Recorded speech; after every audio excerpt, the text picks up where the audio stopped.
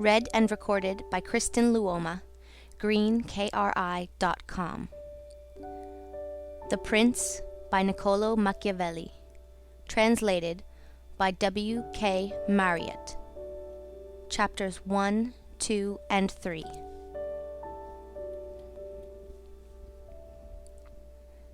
Chapter 1. How many kinds of principalities there are, and by what means they are acquired.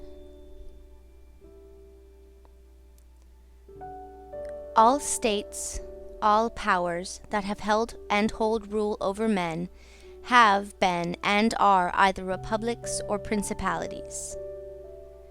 Principalities are either hereditary, in which the family has been long established, or they are new. The new are either entirely new, as was Milan to Francesco Sforza, or they are, as it were, members annexed to the hereditary state of the prince who has acquired them, as was the kingdom of Naples to that of the King of Spain.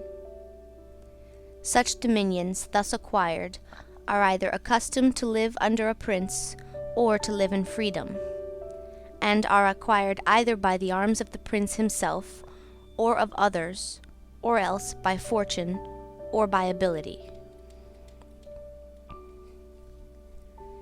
Chapter 2. Concerning hereditary principalities. I will leave out all discussion on republics, inasmuch as in another place I have written of them at length, and will address myself only to principalities. In doing so I will keep to the order indicated above, and discuss how such principalities are to be ruled and preserved. I say at once there are fewer difficulties in holding hereditary states, and those long accustomed to the family of their prince, than new ones. For it is sufficient only not to transgress the customs of his ancestors, and to deal prudently with circumstances as they arise, for a prince of average powers to maintain himself in his state, unless he be deprived of it by some extraordinary and excessive force. And if he should be so deprived of it, whenever anything sinister happens to the usurper, he will regain it. We have in Italy, for example, the Duke of Ferrara, who could not have withstood the attacks of the Venetians in 84, nor those of Pope Julius in 10, unless he had been long established in his dominions. For the hereditary prince has less cause and less necessity to offend. Hence it happens that he will be more loved, and unless extraordinary vices cause him to be hated, it is reasonable to expect that his subjects will be naturally well disposed towards him. And in the antiquity and duration of his rule, the memories and motives that make for change are lost, for one thing always leaves the toothing for another. Chapter 3. Concerning mixed principalities. But the difficulties occur in a new principality.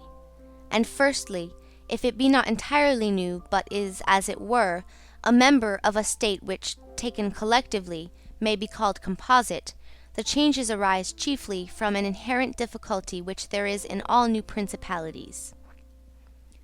For men change their rulers willingly, hoping to better themselves, and this hope induces them to take up arms against him who rules, wherein they are deceived because they afterwards find by experience they have gone from bad to worse.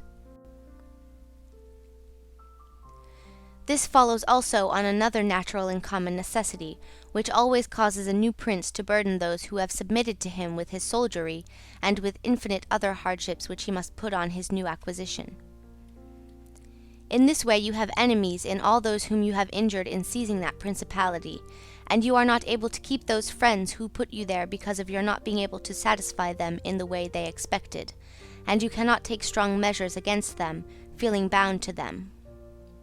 For although one may be very strong in armed forces, yet in entering a province one has always need of the goodwill of the natives. For these reasons, Louis XII, King of France, quickly occupied Milan, and as quickly lost it. And to turn him out the first time, it only needed Ludovico's own forces, because those who had opened the gates to him, finding themselves deceived in their hopes of future benefit, would not endure the ill treatment of the new prince. It is very true that, after acquiring rebellious provinces a second time, they are not so lightly lost afterwards, because the prince, with little reluctance, takes the opportunity of the rebellion to punish the delinquents, to clear out the suspects, and to strengthen himself in the weakest places. Thus, to cause France to lose to Milan the first time, it was enough for the Duke Ludovico. Begin footnote. Duke Ludovico was Ludovico Moro, a son of Francesco Sforza, who married Beatrice d'Este. He ruled over Milan from 1494 to 1500 and died in 1510. End footnote. To raise insurrections on the borders.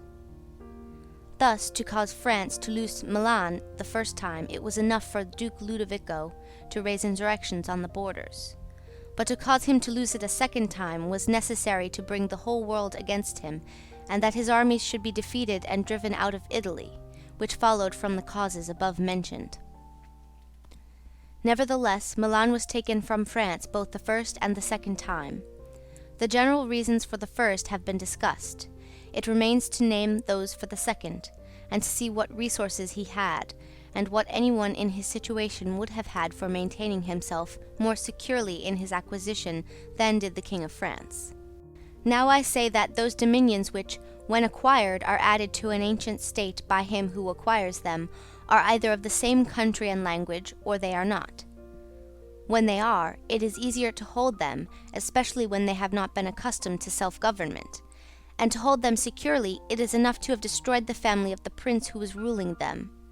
Because the two peoples preserving in other things the old conditions, and not being unlike in customs, will live quietly together, as one has seen in Brittany, Burgundy, Gascony, and Normandy, which have been bound to France for so long a time.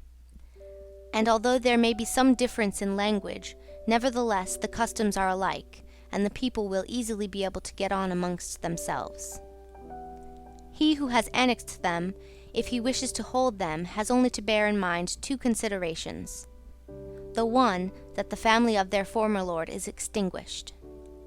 The other, that neither their laws nor their taxes are altered, so that in a very short time they will become entirely one body with the old principality.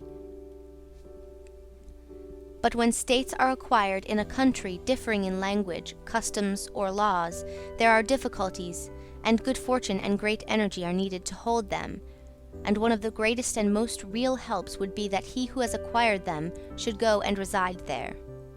This would make his position more secure and durable, as it has made that of the Turk in Greece, who, notwithstanding all the other measures taken by him for holding that state, if he had not settled there, would not have been able to keep it. Because if one is on the spot, disorders are seen as they spring up, and one can quickly remedy them. But if one is not at hand, they are heard of only when they are great, and then one can no longer remedy them. Besides this, the country is not pillaged by your officials. The subjects are satisfied by prompt recourse to the prince, thus wishing to be good, they have more cause to love him, and, wishing to be otherwise, to fear him. He who would attack that state from the outside must have the utmost caution. As long as the prince resides there, it can only be wrested from him with the greatest difficulty. The other and better course is to send colonies to one or two places, which may be as keys to that state, for it is necessary either to do this or else to keep there a great number of cavalry and infantry. A prince does not spend much on colonies, for with little or no expense he can send them out and keep them there, and he offends a minority only of the citizens from whom he takes lands and houses to give them to the new inhabitants. And those whom he offends, remaining poor and scattered, are never able to injure him, whilst the rest being uninjured are easily kept quiet, and at the same time are anxious not to err, for fear it should happen to them as it has to those who have been despoiled. In conclusion, I say that these colonies are not costly. They are more faithful, they injure less, and the injured, as has been said, being poor and scattered, cannot hurt. Upon this, one has to remark that men ought either to be well treated or crushed, because they can avenge themselves of lighter injuries. Of more serious ones they cannot. Therefore, the injury that is to be done to a man ought to be of such a kind that one does not stand in fear of revenge. But in maintaining armed men there in place of colonies one spends much more, having to consume on the garrison all the income from the state, so that the acquisition turns into a loss, and many more are exasperated because the whole state is injured. Through the shifting of the garrison up and down all become acquainted with hardship, and all become hostile, and they are enemies who, whilst beaten on their own ground, are yet able to do hurt. For every reason, therefore, such guards are as useless as a colony is useful. Again, the prince who holds a country differing in the above respects ought to make himself the head and defender of his less powerful neighbours, and to weaken the more powerful amongst them, taking care that no foreigner as powerful as himself shall, by any accident, get a footing there. For it will always happen that such a one will be introduced by those who are discontented, either through excess of ambition or through fear, as one has seen already. The Romans were brought into Greece by the Aetolians, and in every other country where they obtained a footing they were brought in by the inhabitants. And the usual course of affairs is that, as soon as a powerful foreigner enters a country, all the subject states are drawn to him, moved by the hatred which they feel against the ruling power, so that in respect to those subject states he has not to take any trouble to gain them over to himself, for the whole of them quickly rally to the state which he has acquired there. He has only to take care that they do not get hold of too much power and too much authority, and then with his own forces and with their good will he can easily keep down the more powerful of them, so as to remain entirely master in the country. And he who does not properly manage this business will soon lose what he has acquired, and whilst he does hold it, he will have endless difficulties and troubles. The Romans in the countries which they annexed observed closely these measures. They sent colonies and maintained friendly relations with, see remark in the introduction on the word intratenere, the minor powers without increasing their strength. The Romans, in the countries which they annexed, observed closely these measures. They sent colonies and maintained friendly relations with the minor powers, without increasing their strength.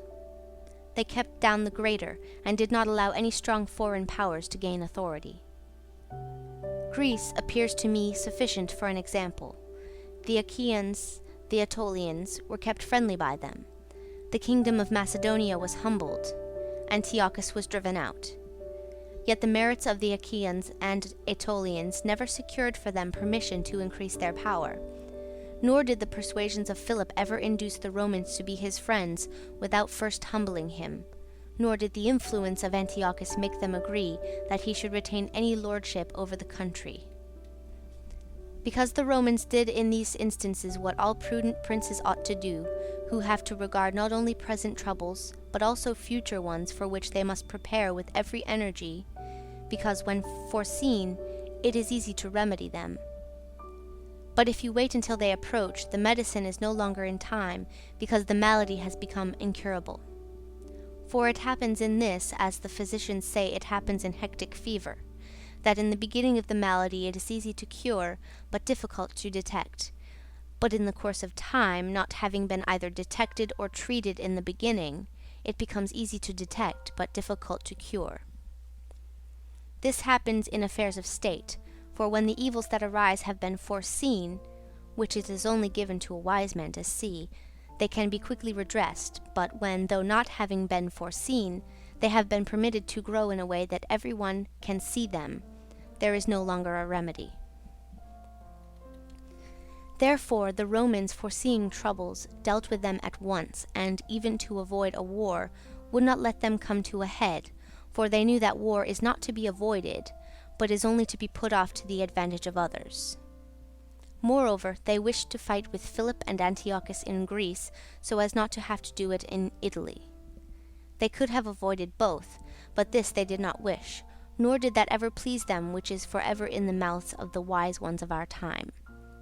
Let us enjoy the benefits of the time, but rather the benefits of their own valor and prudence, for time drives everything before it, and is able to bring with it good as well as evil, and evil as well as good. But let us turn to France and inquire whether she has done any of the things mentioned. I will speak of Louis,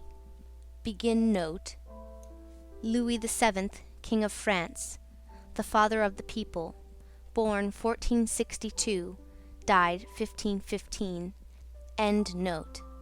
And not of Charles, begin note. Charles VIII, King of France, born 1470, died 1498, end note. As King Louis was brought into Italy by the ambition of the Venetians, who desired to obtain half the state of Lombardy by his intervention.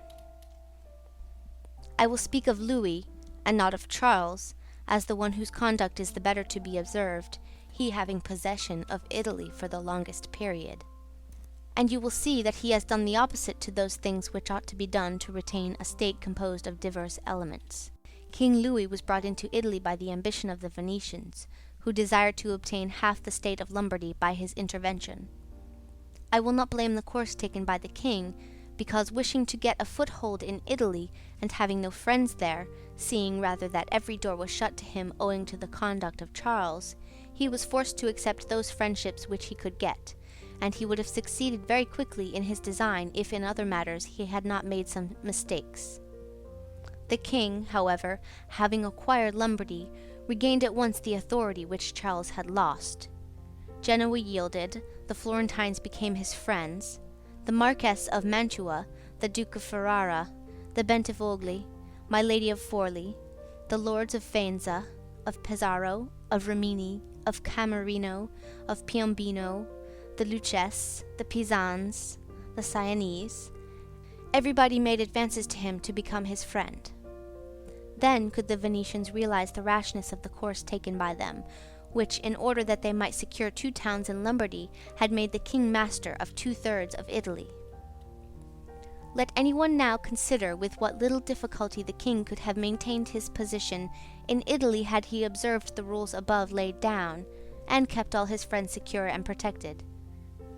For although they were numerous, they were both weak and timid, some afraid of the church, some of the Venetians, and thus they would always have been forced to stand in with him, and by their means he could easily have made himself secure against those who remained powerful. But he was no sooner in Milan than he did the contrary, by assisting Pope Alexander to occupy the Romagna. It never occurred to him that by this action he was weakening himself, depriving himself of friends and of those who had thrown themselves into his lap, whilst he aggrandized the church by adding much temporal power to the spiritual, thus giving it greater authority. And having committed this prime error, he was obliged to follow it up, so much that, to put an end to the ambition of Alexander, and to prevent his becoming the master of Tuscany, he was himself forced to come into Italy.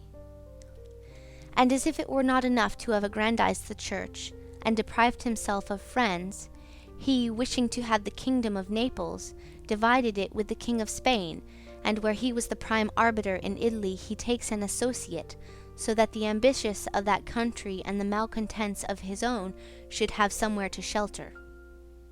And whereas he could have left the kingdom in his own pensioner as a king, he drove him out, to put one there who was able to drive him, Louis, out in turn. The wish to acquire is, in truth, very natural and common, and men always do so when they can, and for this they will be praised, not blamed. But when they cannot do so, yet wish to do so by any means, then there is folly and blame. Therefore, if France could have attacked Naples with her own forces, she ought to have done so. If she could not, then she ought not to have divided it. And if the partition which she made with the Venetians in Lombardy was justified by the excuse that by it she got a foothold in Italy, this other partition merited blame, for it had not the excuse of that necessity. Therefore, Louis made these 5 errors. He destroyed the minor powers. He increased the strength of one of the greater powers in Italy. He brought in a foreign power. He did not settle in the country. He did not send colonies. Which errors, had he lived, were not enough to injure him had he not made a 6th by taking away their dominions from the Venetians. Because, had he not aggrandized the church, nor brought Spain into Italy, it would have been very reasonable and necessary to humble them. But having first taken these steps, he ought never to have consented to their ruin, for they, being powerful, would always have kept off others from designs on Lombardy, to which the Venetians would never have consented except to become masters themselves there. Also, because the others would not wish to take Lombardy from France in order to give it to the Venetians, and to run counter to both they would not have had the courage. And if anyone should say, King Louis yielded to the Romagna to Alexander and the kingdom to Spain to avoid war, I answer for the reasons given above that a blunder ought never to be perpetrated to avoid war, because it is not to be avoided, but is only deferred to your disadvantage. And if another should allege the pledge which the king had given to the Pope that he would assist him in the enterprise, in exchange for the dissolution of his marriage, Louis VII divorced his wife, Jean, daughter of Louis VI, and married in 1499 Anne of Brittany, widow of Charles VIII, in order to retain the Duchy of Brittany for the crown, and for the cap to Rouen. The Archbishop of Rouen, he was Georges d'Amboise, created a cardinal by Alexander VI, born 1460, died 1510. To that I reply what I shall write later on concerning the faith of princes, and how it ought to be kept. And if another should allege the pledge which the king had given to the Pope that he would assist him in the enterprise, in exchange for the dissolution of his marriage and for the cap to Rouen, to that I reply what I shall write later on concerning the faith of princes, and how it ought to be kept. Thus King Louis lost Lombardy by not having followed any of the conditions observed by those who have taken possession of countries and wish to retain them. Nor is there any miracle in this, but much that is reasonable and quite natural. And on these matters I spoke at Nantes with Rouen, when Valentino, as Cesar Borgia, the son of Pope Alexander was usually called, occupied the Romagna, and on Cardinal Rouen, observing to me that the Italians did not understand war, I replied to him that the French did not understand statecraft, meaning that otherwise they would not have allowed the Church to reach such greatness. And in fact, it has been seen that the greatness of the Church and of Spain in Italy has been caused by France, and her ruin may be attributed to them. From this a general rule is drawn which never or rarely fails, that he who is the cause of another becoming powerful is ruined, because that predominancy has been brought about either by astuteness or else by force, and both are distrusted by him who has been raised to power. End of chapters 1, 2, and 3. Recorded by Chip in Tampa, Florida, on January 7th, 2006. The Prince, by Niccolo Machiavelli. Chapter 4. Why the kingdom of Darius, conquered by Alexander, did not rebel against the successors of Alexander at his death. Considering the difficulties which men have had to hold a newly acquired state, some might wonder how, seeing that Alexander the Great became the master of Asia in a few years, and died whilst it was scarcely settled, whence it might appear reasonable that the whole empire would have rebelled, nevertheless his successors maintained themselves, and had to meet no other difficulty than that which arose among themselves from their own ambitions. I answer that the principalities of which one has record are found to be governed in two different ways, either by a prince, with a body of servants who assist him to govern the kingdom as ministers by his favour and permission, or by a prince and barons, who hold that dignity by antiquity of blood, and not by the grace of the prince. Such barons have states and their own subjects, who recognize them as lords, and hold them in natural affection. Those states that are governed by a prince and his servants hold their prince in more consideration, because in all the country there is no one who is recognized as superior to him, and if they yield obedience to another, they do it as to a minister and official, and they do not bear him any particular affection. The examples of these two governments in our time are the Turk and the King of France. The entire monarchy of the Turk is governed by one lord. The others are his servants, and, dividing his kingdom into sanjaks, he sends there different administrators, and shifts and changes them as he chooses. But the King of France is placed in the midst of an ancient body of lords, acknowledged by their own subjects, and beloved by them. They have their own prerogatives, nor can the king take these away, except at his peril. Therefore, who considers both of these states will recognize great difficulties in seizing the state of the Turk, but, once it is conquered, great ease in holding it. The causes of the difficulties in seizing the kingdom of the Turk are that the usurper cannot be called in by the princes of the kingdom, nor can he hope to be assisted in his designs by the revolt of those whom the Lord has around him.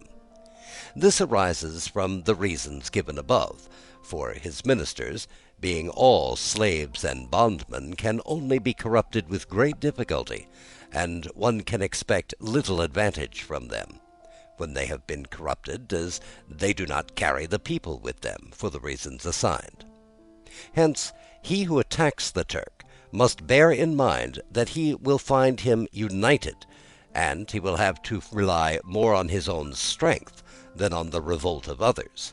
But if once the Turk has been conquered and routed to the field in such a way that he cannot replace his armies, there is nothing to fear but the family of this prince, and, this being exterminated, there remains no one to fear. The others having no credit with the people, and as the conqueror did not rely on them before his victory, so he not ought to fear them after it. The contrary happens in kingdoms governed like that of France, because one can easily enter there by gaining some baron of the kingdom, for one always finds malcontents and such as desire a change. Such men, for the reasons given, can open the way into the state and render the victory easy, but if you wish to hold it afterwards, you meet with infinite difficulties, both from those who have assisted you and from those you have crushed. Nor is it enough for you to have exterminated the family of the prince, because the lords that remain make themselves the head of fresh movements against you, and as you are unable to either satisfy or exterminate them, that state is lost whenever time brings the opportunity. Now, if you will consider what was the nature of the government of Darius, you will find it similar to the kingdom of the Turk, and therefore it was only necessary for Alexander at first to overthrow him in the field, and then to take the country from him, after which victory, Darius being killed, the state remained secure to Alexander for the above reasons. And if his successors had been united, they would have enjoyed it securely and at their ease, for there were no tumults raised in the kingdom except those they provoked themselves. But it is impossible to hold with such tranquillity states constituted like that of France.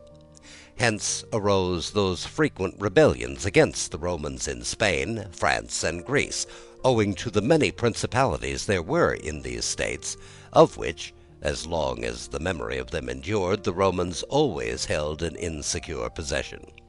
But with the power and long continuance of empire, the memory of them passed away, and the Romans then became secure possessors. And when fighting afterwards among themselves, each one was able to attach to himself his own parts of the country, according to the authority he had assumed there, and the family of the former lord being exterminated, none other than the Romans were acknowledged.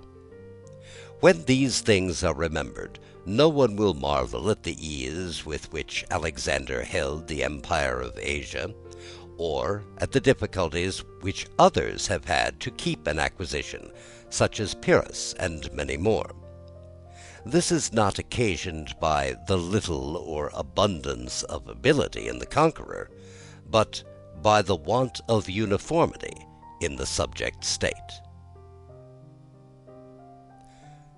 Chapter 5. Concerning the way to govern cities or principalities which lived under their own laws before they were annexed.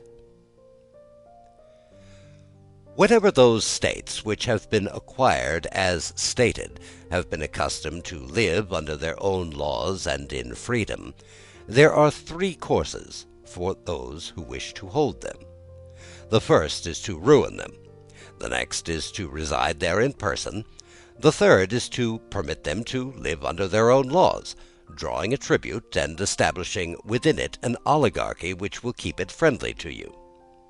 Because such a government, being created by the prince, knows that it cannot stand without his friendship and interest, and does its utmost to support him, and therefore he who would keep the city accustomed to freedom will hold it more easily by means of its own citizens than in any other way.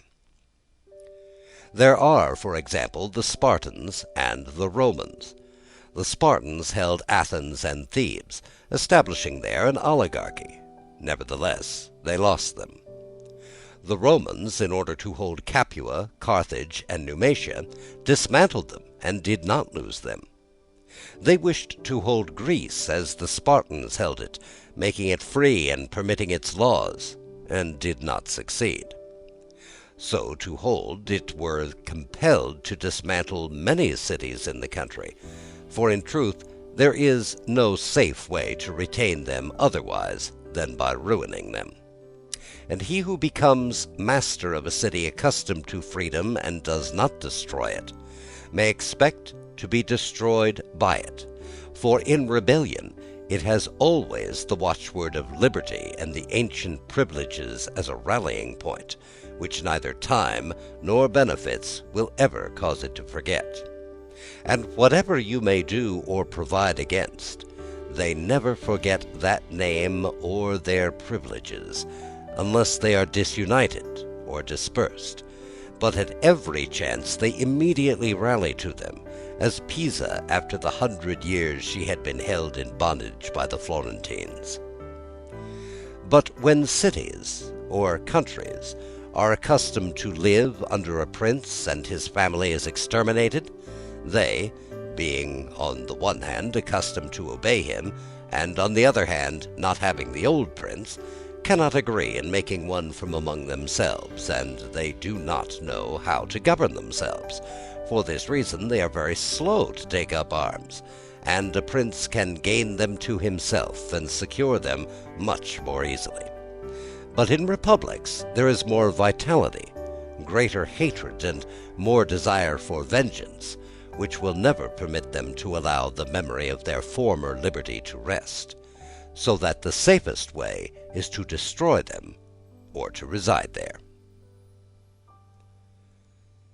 Chapter 6. Concerning new principalities which are acquired by one's own arms and ability. Let no one be surprised if, in speaking of entirely new principalities as I shall do, I adduce the highest examples both of prince and of state, because men, walking almost always in paths beaten by others, and following by imitation their deeds, are yet unable to keep entirely to the ways of others, or to attain the power of those they imitate. A wise man ought always to follow the paths beaten by great men, and to imitate those who have been supreme, so that, if his ability does not equal theirs, at least it will savour of it. Let him act like the clever archers, who, designing to hit the mark which yet appears too far distant, and knowing the limits to which the strength of their bow attains, take aim much higher than the mark, not to reach by their strength or arrow to so great a height, but to be able to reach, with the aid of so high an aim, to hit the mark they wish to reach. I say, therefore, that in entirely new principalities, where there is a new prince, more or less difficulty is found in keeping them, accordingly as there is more or less ability in him who has acquired the state.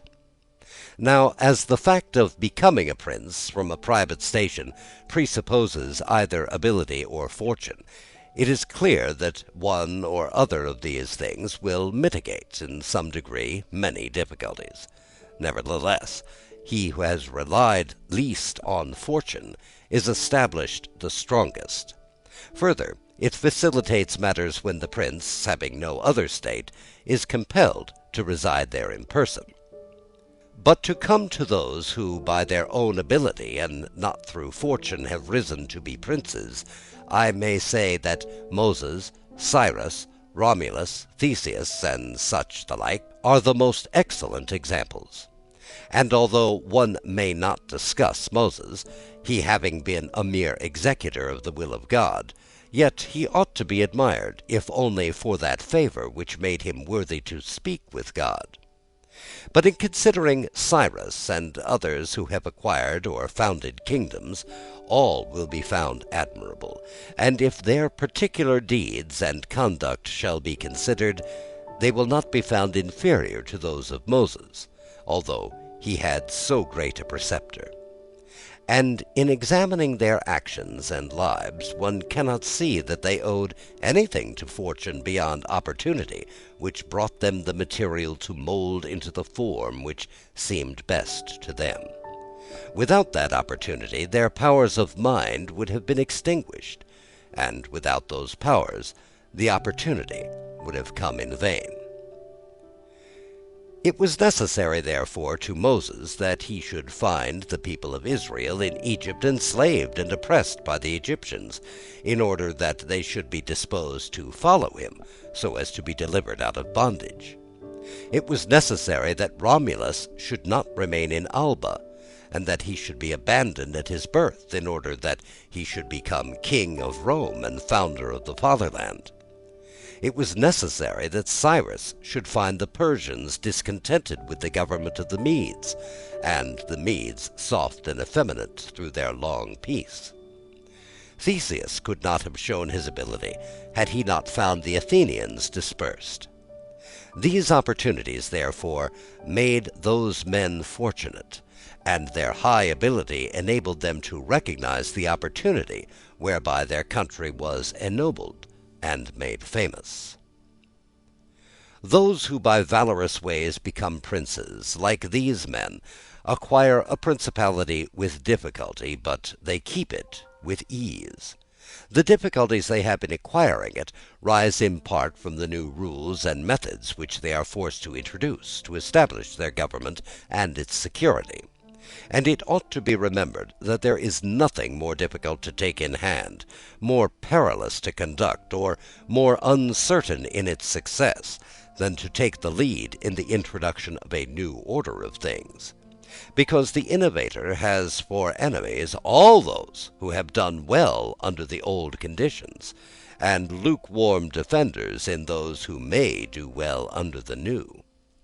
This coolness arises partially from fear of the opponents, who have laws on their side, and partly from the incredulity of men, who do not readily believe in new things until they have had a long experience of them. Thus it happens that whenever those who are hostile have the opportunity to attack, they do it like partisans, whilst the others defend lukewarmly, in such wise that the prince is endangered along with them.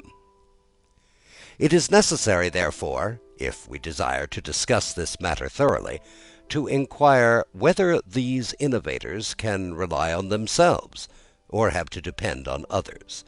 That is to say, whether to consummate their enterprise they have to use prayers, or can they use force. In the first instance, they always succeed badly, and can never compass anything. But when they can rely on themselves and use force, then they are rarely endangered. Hence it is that all armed prophets have conquered, and the unarmed ones have been destroyed. Besides the reasons mentioned, the nature of the people is variable, and whilst it is easy to persuade them, it is difficult to fix them in that persuasion. And thus it is necessary to take such measures that, even when they believe no longer, it may be possible to make them believe by force. If Moses, Cyrus, Theseus, and Romulus had been unarmed, they could not have enforced their constitutions for long, as happened in our time to Fra Girolamo Savonarola, who was ruined with his new order of things immediately. The multitude believed in him no longer, and he had no means of keeping steadfast those who believed, or of making the unbelievers to believe. Therefore such as these have great difficulties in consummating their enterprises, for all their dangers are in the ascent. Yet with ability they will overcome them. But when these are overcome, and those who envied them their success are exterminated, they will begin to be respected, and they will continue afterwards powerful, secure, honored, and happy. To these great examples I wish to add a lesser one. Still it bears some resemblance to them, and I wish it to suffice me for all of the little kind. It is Hiero the Syracusan.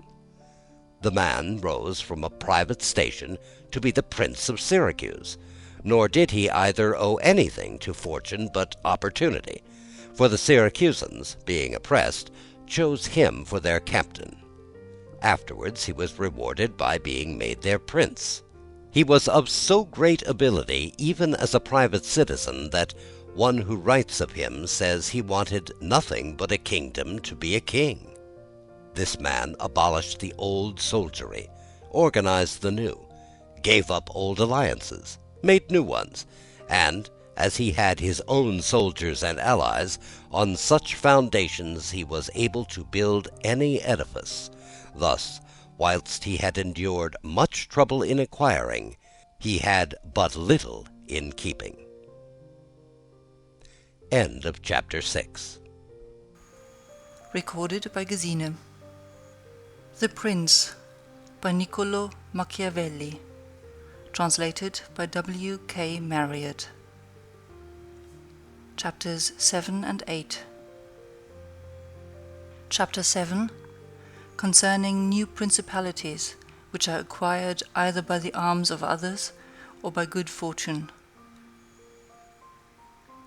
Those who solely by good fortune become princes from being private citizens have little trouble in rising, but much in keeping atop. They have not any difficulties on the way up, because they fly, but they have many when they reach the summit. Such are those to whom some state is given either for money or by the favour of him who bestows it, as happened to many in Greece, in the cities of Ionia and in the Hellespont, where princes were made by Darius, in order that they might hold the cities both for his security and his glory, as also were those emperors who, by the corruption of the soldiers, from being citizens came to empire. Such stand simply elevated upon the goodwill and the fortune of him who has elevated them, two most inconstant and unstable things. Neither have they the knowledge required for the position, because, unless they are men of great worth and ability, it is not reasonable to expect that they should know how to command, having always lived in a private condition. Besides, they cannot hold it because they have not forces which they can keep friendly and faithful. States that rise unexpectedly, then, like all other things in nature which are born and grow rapidly, cannot leave their foundations and correspondences. Note: le radici e corrispondenze, their roots, that is, foundations, and correspondences or relations with other states, a common meaning of correspondence and correspondency in the 16th and 17th centuries. End note.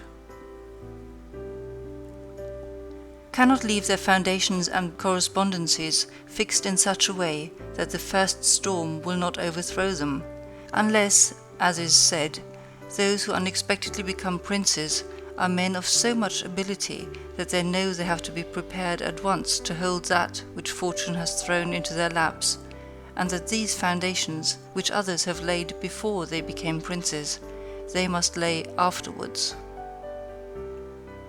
Concerning these two methods of rising to be a prince by ability or fortune, I wish to adduce two examples within our own recollection, and these are Francesco Sforza and Cesare Borgia. Note: Francesco Sforza, born 1401, died 1466. He married Bianca Maria Visconti, a natural daughter of Filippo Visconti, the Duke of Milan, on whose death he produced his own elevation to the duchy. Machiavelli was the accredited agent of the Florentine Republic to Cesare Borgia, 1478 to 1507, during the transactions which led up to the assassinations of the Orsini and Vitelli at Sinigalia, and along with his letters to his chiefs in Florence, he has left an account, written 10 years before the Prince, of the proceedings of the Duke in his Descrizione del modo tenuto dal Duca Valentino nello ammazzare Vitellozzo Vitelli, etc., a translation of which is appended to the present work. End note. Francesco, by proper means and with great ability, from being a private person, rose to be Duke of Milan, and that which he had acquired with 1,000 anxieties he kept with little trouble. On the other hand, Cesare Borgia, called by the people Duke Valentino, acquired his state during the ascendancy of his father, and on its decline he lost it, notwithstanding that he had taken every measure and done all that ought to be done by a wise and able man to fix firmly his roots in the states which the arms and fortunes of others had bestowed on him. Because, as is stated above, he who has not laid his foundations may be able with great ability to lay them afterwards, but they will be laid with trouble to the architect and danger to the building.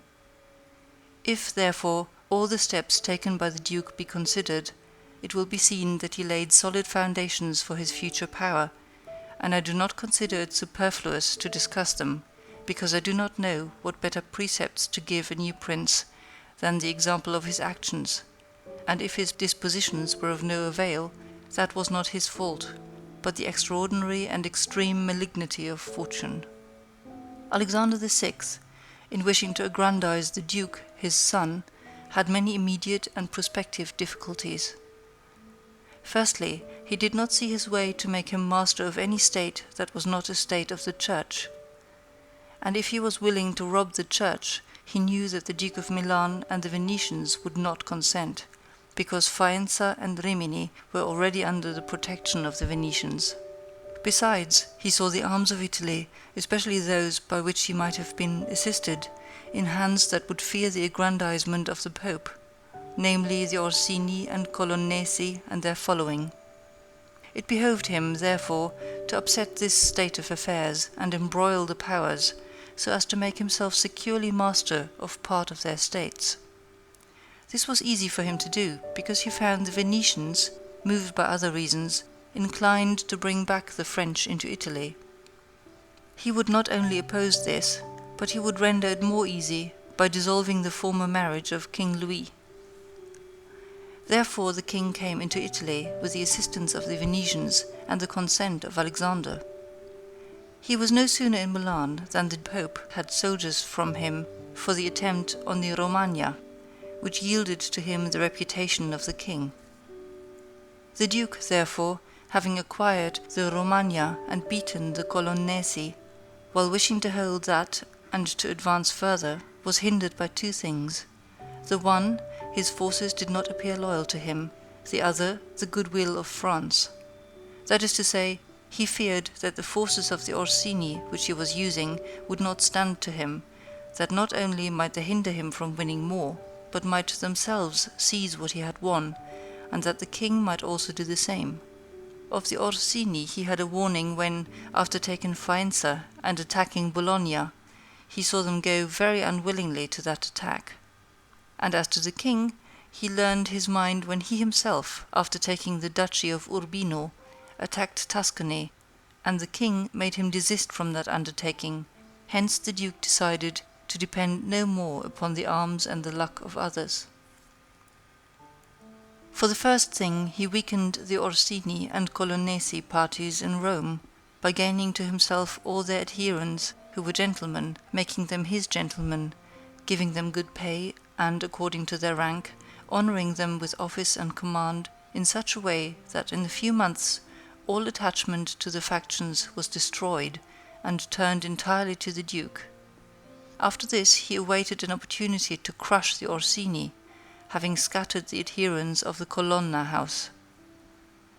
This came to him soon, and he used it well, for the Orsini, perceiving at length that the aggrandizement of the duke and the church was ruin to them, called a meeting of the Magione in Perugia. From this sprung the rebellion at Urbino and the tumults in the Romagna, with endless dangers to the duke, all of which he overcame with the help of the French. Having restored his authority, not to leave at risk by trusting either the French or the outside forces, he had recourse to his wiles, and he knew so well how to conceal his mind that, by the mediation of Signor Pagolo, whom the duke did not fail to secure with all kinds of attention, giving him money, apparel, and horses, the Orsini were reconciled, so that their simplicity brought them into his power at Sinigalia. Note: Sinigalia, 31st of December 1502. End note. Having exterminated the leaders and turned their partisans into his friends, the duke laid sufficiently good foundations to his power, having all the Romagna and the duchy of Urbino, and the people now beginning to appreciate their prosperity, he gained them all over to himself. And as this point is worthy of notice, and to be imitated by others, I am not willing to leave it out. When the duke occupied the Romagna, he found it under the rule of weak masters, who rather plundered their subjects than ruled them, and gave them more cause for disunion than for union, so that the country was full of robbery, quarrels, and every kind of violence. And so, wishing to bring back peace and obedience to authority, he considered it necessary to give it a good governor. Thereupon he promoted Messer Ramino d'Orco. Note: Ramino d'Orco, Ramiro de l'Orqua. End note. A swift and cruel man, to whom he gave the fullest power. This man, in a short time, restored peace and unity with the greatest success. Afterwards the duke considered that it was not advisable to confer such excessive authority, for he had no doubt but that he would become odious, so he set up a court of judgment in the country, under a most excellent president, wherein all cities had their advocates. And because he knew that the past severity had caused some hatred against himself, so, to clear himself in the minds of the people, and gain them entirely to himself, he desired to show that, if any cruelty had been practiced, it had not originated with him, but in the natural sternness of the minister. Under this pretence he took Ramiro, and one morning caused him to be executed and left on the piazza at Cesena, with a block and a bloody knife at his side. The barbarity of this spectacle caused the people to be at once satisfied and dismayed.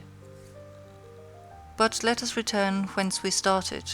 I say that the duke, finding himself now sufficiently powerful and partly secured from immediate dangers by having armed himself in his own way, and having in a great measure crushed those forces in his vicinity that could injure him if he wished to proceed with his conquest, had next to consider France, for he knew that the king, who too late was aware of his mistake, would not support him. And from this time he began to seek new alliances, and to temporize with France in the expedition which she was making towards the kingdom of Naples against the Spaniards, who were besieging Gaeta. It was his intention to secure himself against them, and this he would have quickly accomplished had Alexander lived. Such was his line of action as to present affairs. But as to the future he had to fear, in the first place, that a new successor to the church might not be friendly to him, and might seek to take from him that which Alexander had given him. So he decided to act in 4 ways. Firstly, by exterminating the families of those lords whom he had despoiled, so as to take away that pretext from the Pope. Secondly, by winning to himself all the gentlemen of Rome, so as to be able to curb the Pope with their aid, as has been observed. Thirdly, by converting the college more to himself. Fourthly, by acquiring so much power before the Pope should die, that he could by his own measures resist the first shock. Of these 4 things, at the death of Alexander he had accomplished 3, for he had killed as many of the dispossessed lords as he could lay hands on, and few had escaped. He had won over the Roman gentlemen, and he had the most numerous party in the college. And as to any fresh acquisition, he intended to become master of Tuscany, for he already possessed Perugia and Piombino, and Pisa was under his protection. And as he had no longer to study France, for the French were already driven out of the kingdom of Naples by the Spaniards, and in this way both were compelled to buy his goodwill, he pounced upon Pisa.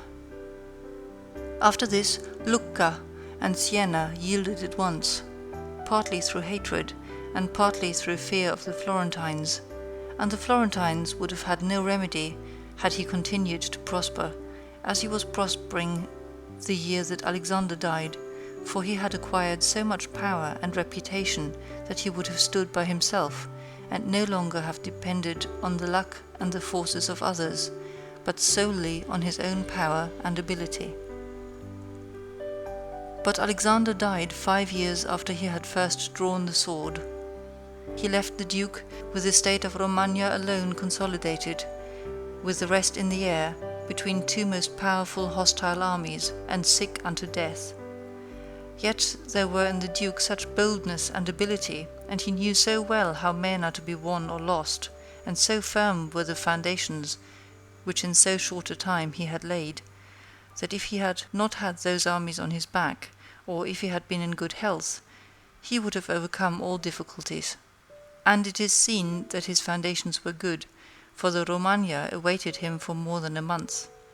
In Rome, although but half alive, he remained secure, and whilst the Baglioni, the Vitelli, and the Orsini might come to Rome, they could not effect anything against him. If he could not have made Pope him whom he wished, at least the one whom he did not wish would not have been elected. But if he had been in sound health at the death of Alexander, note, Alexander the 6th died of fever, 18th of August, 1503. End note. Everything would have been different to him.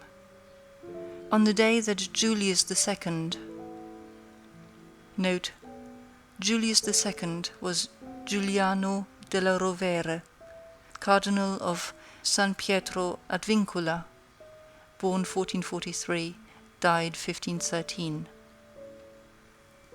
End note. On the day that Julius II was elected, he told me that he had thought of everything that might occur at the death of his father, and he provided a remedy for all, except that he had never anticipated that, when the death did happen, he himself would be on the point to die. When all the actions of the Duke are recalled, I do not know how to blame him, but rather it appears to be, as I have said, that I ought to offer him for imitation to all those who, by the fortune or the arms of others, are raised to government, because he, having a lofty spirit and far-reaching aims, could not have regulated his conduct otherwise, and only the shortness of the life of Alexander and his own sickness frustrated his designs. Therefore, he who considers it necessary to secure himself in his new principality, to win friends, to overcome either by force or fraud, to make himself beloved and feared by the people, to be followed and revered by the soldiers, to exterminate those who have power or reason to hurt him, to change the old order of things for new, to be severe and gracious, magnanimous and liberal, to destroy a disloyal soldiery and to create new, to maintain friendships with kings and princes in such a way that they must help him with zeal and defend with caution, cannot find a more lively example than the actions of this man. Only can he be blamed for the election of Julius II, in whom he made a bad choice, because, as is said, not being able to elect a pope to his own mind, he could have hindered any other from being elected pope, and he ought never to have consented to the election of any cardinal whom he had injured or who had cause to fear him, if they became pontiffs. For men injure either from fear or hatred. Those whom he had injured, amongst others, were San Pietro ad Vincula, Colonna, San Giorgio, and Ascanio. Note: San Giorgio is Raffaello Riario. Ascanio is Ascanio Sforza. End note. The rest, in becoming pope, had to fear him, Rouen and the Spaniards excepted, the latter from their relationship and obligations, the former from his influence, the kingdom of France having relations with him. Therefore, above everything, the Duke ought to have created a Spaniard pope, and failing him, he ought to have consented to Rouen, and not San Pietro ad Vincula. He who believes that new benefits will cause great personages to forget old injuries is deceived. Therefore the Duke erred in his choice, and it was the cause of his ultimate ruin. Chapter 8, concerning those who have obtained a principality by wickedness.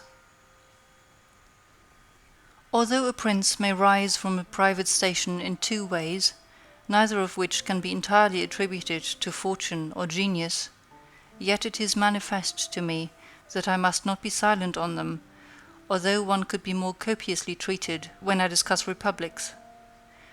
These methods are when, either by some wicked or nefarious ways, one ascends to the principality, or when by the favour of his fellow citizens a private person becomes the prince of his country.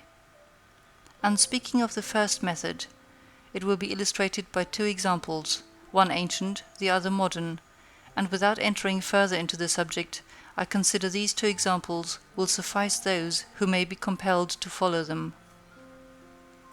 Agathocles, the Sicilian, became king of Syracuse, not only from a private but from a low and abject position. Note: Agathocles the Sicilian, born 361 BC, died 289 BC. End note. This man, the son of a potter, through all the changes in his fortunes, always led an infamous life.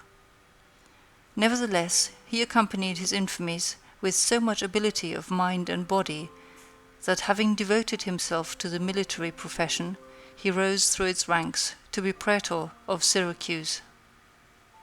Being established in that position, and having deliberately resolved to make himself prince, and to seize by violence, without obligation to others, that which had been conceded to him by assent, he came to an understanding for the purpose with Amilcar, the Carthaginian, who with his army was fighting in Sicily.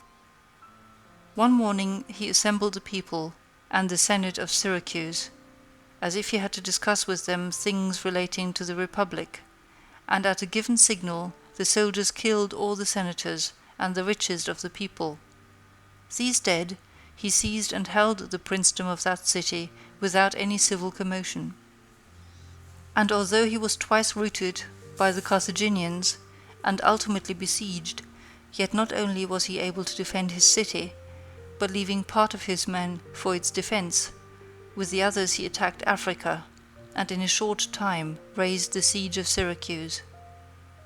The Carthaginians, reduced to extreme necessity, were compelled to come to terms with Agathocles, and leaving Sicily to him, had to be content with the possession of Africa. Therefore, he who considers the actions and the genius of this man will see nothing, or little, which can be attributed to fortune, inasmuch as he attained preeminence, as is shown above, not by the favour of anyone, but step by step in the military profession, which steps were gained with 1,000 troubles and perils, which were afterwards boldly held by him with even more hazardous dangers. Yet it cannot be called talent to slay fellow citizens, to deceive friends, to be without faith, without mercy, without religion. Such methods may gain empire, but not glory. Still, in the courage of Agathocles, in entering into and extricating himself from the dangers be considered, together with his greatness of mind in enduring and overcoming hardships, it cannot be seen why he should be esteemed less than the most notable captain. Nevertheless, his barbarous cruelty and inhumanity with infinite wickedness do not permit him to be celebrated among the most excellent men. What he achieved cannot be attributed either to fortune or genius. In our times, during the rule of Alexander VI, Oliverotto da Fermo, having been left an orphan many years before, was brought up by his maternal uncle, Giovanni Fogliani, and in the early years of his youth sent to fight under Pagolo Vitelli, that, being trained under his discipline, he might attain some high position in the military profession. After Pagolo died, he fought under his brother Vitellozzo, and in a very short time, being endowed with wit and a vigorous body and mind, he became the first man in his profession.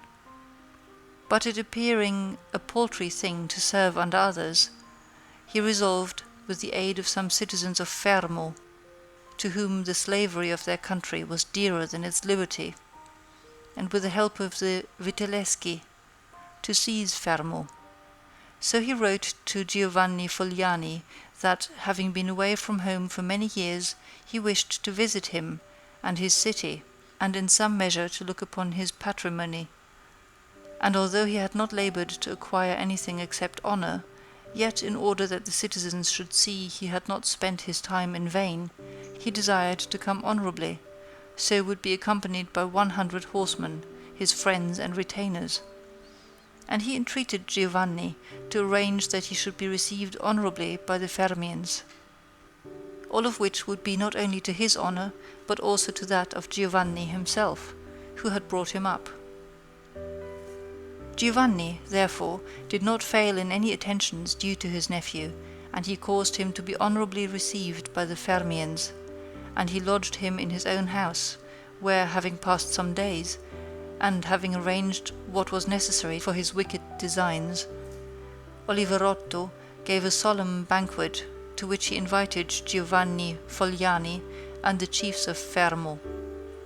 When the viands and all other entertainments that are usual in such banquets were finished, Oliverotto artfully began certain grave discourses, speaking of the greatness of Pope Alexander and his son Cesare, and of their enterprises, to which discourse Giovanni and others answered, but he rose at once, saying that such matters ought to be discussed in a more private place, and he betook himself to a chamber, whither Giovanni and the rest of the citizens went in after him.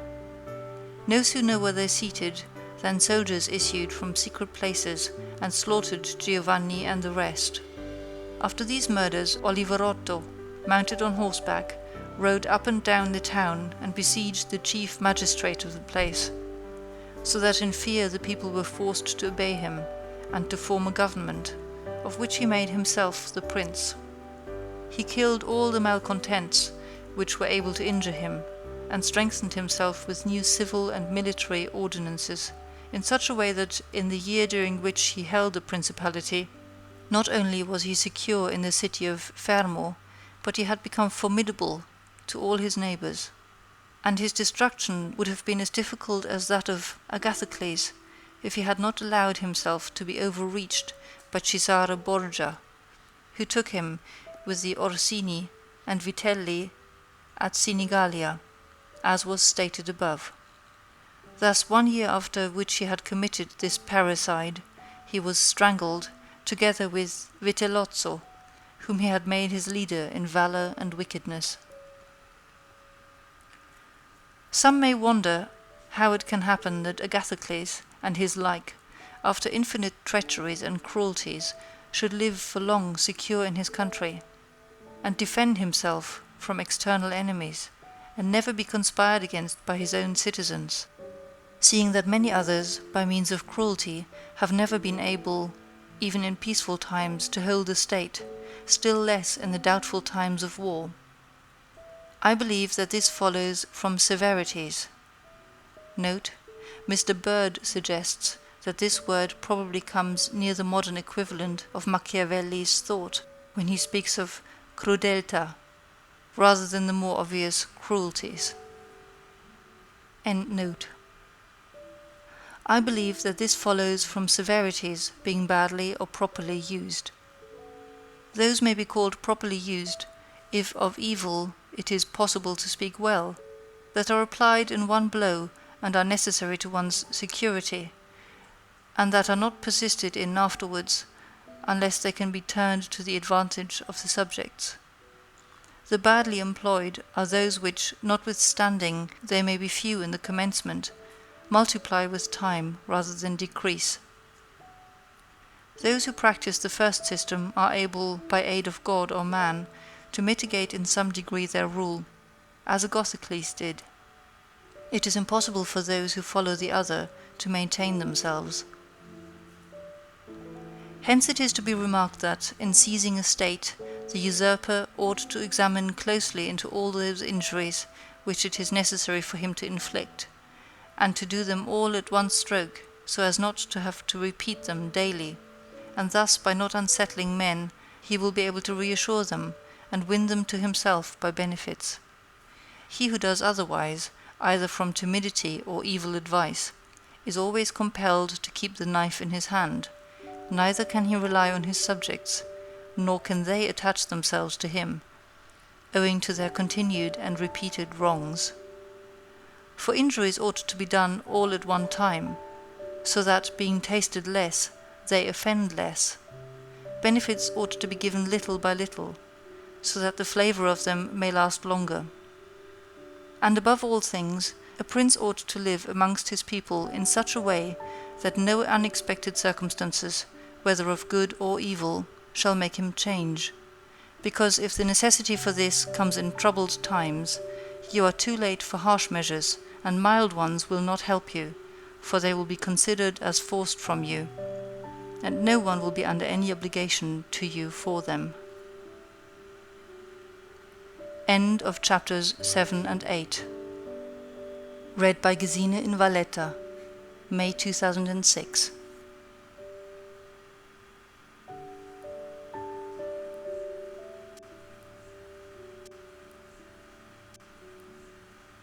Recorded by Chip in Tampa, Florida, on January 7th, 2006. The Prince by Niccolo Machiavelli, Chapter 9. Concerning a Civil Principality. But coming to the other point, where a leading citizen becomes the prince of his country, not by wickedness or any intolerable violence, but by the favour of his fellow citizens, this may be called a civil principality. Nor is genius or fortune altogether necessary to attain to it, but rather a happy shrewdness.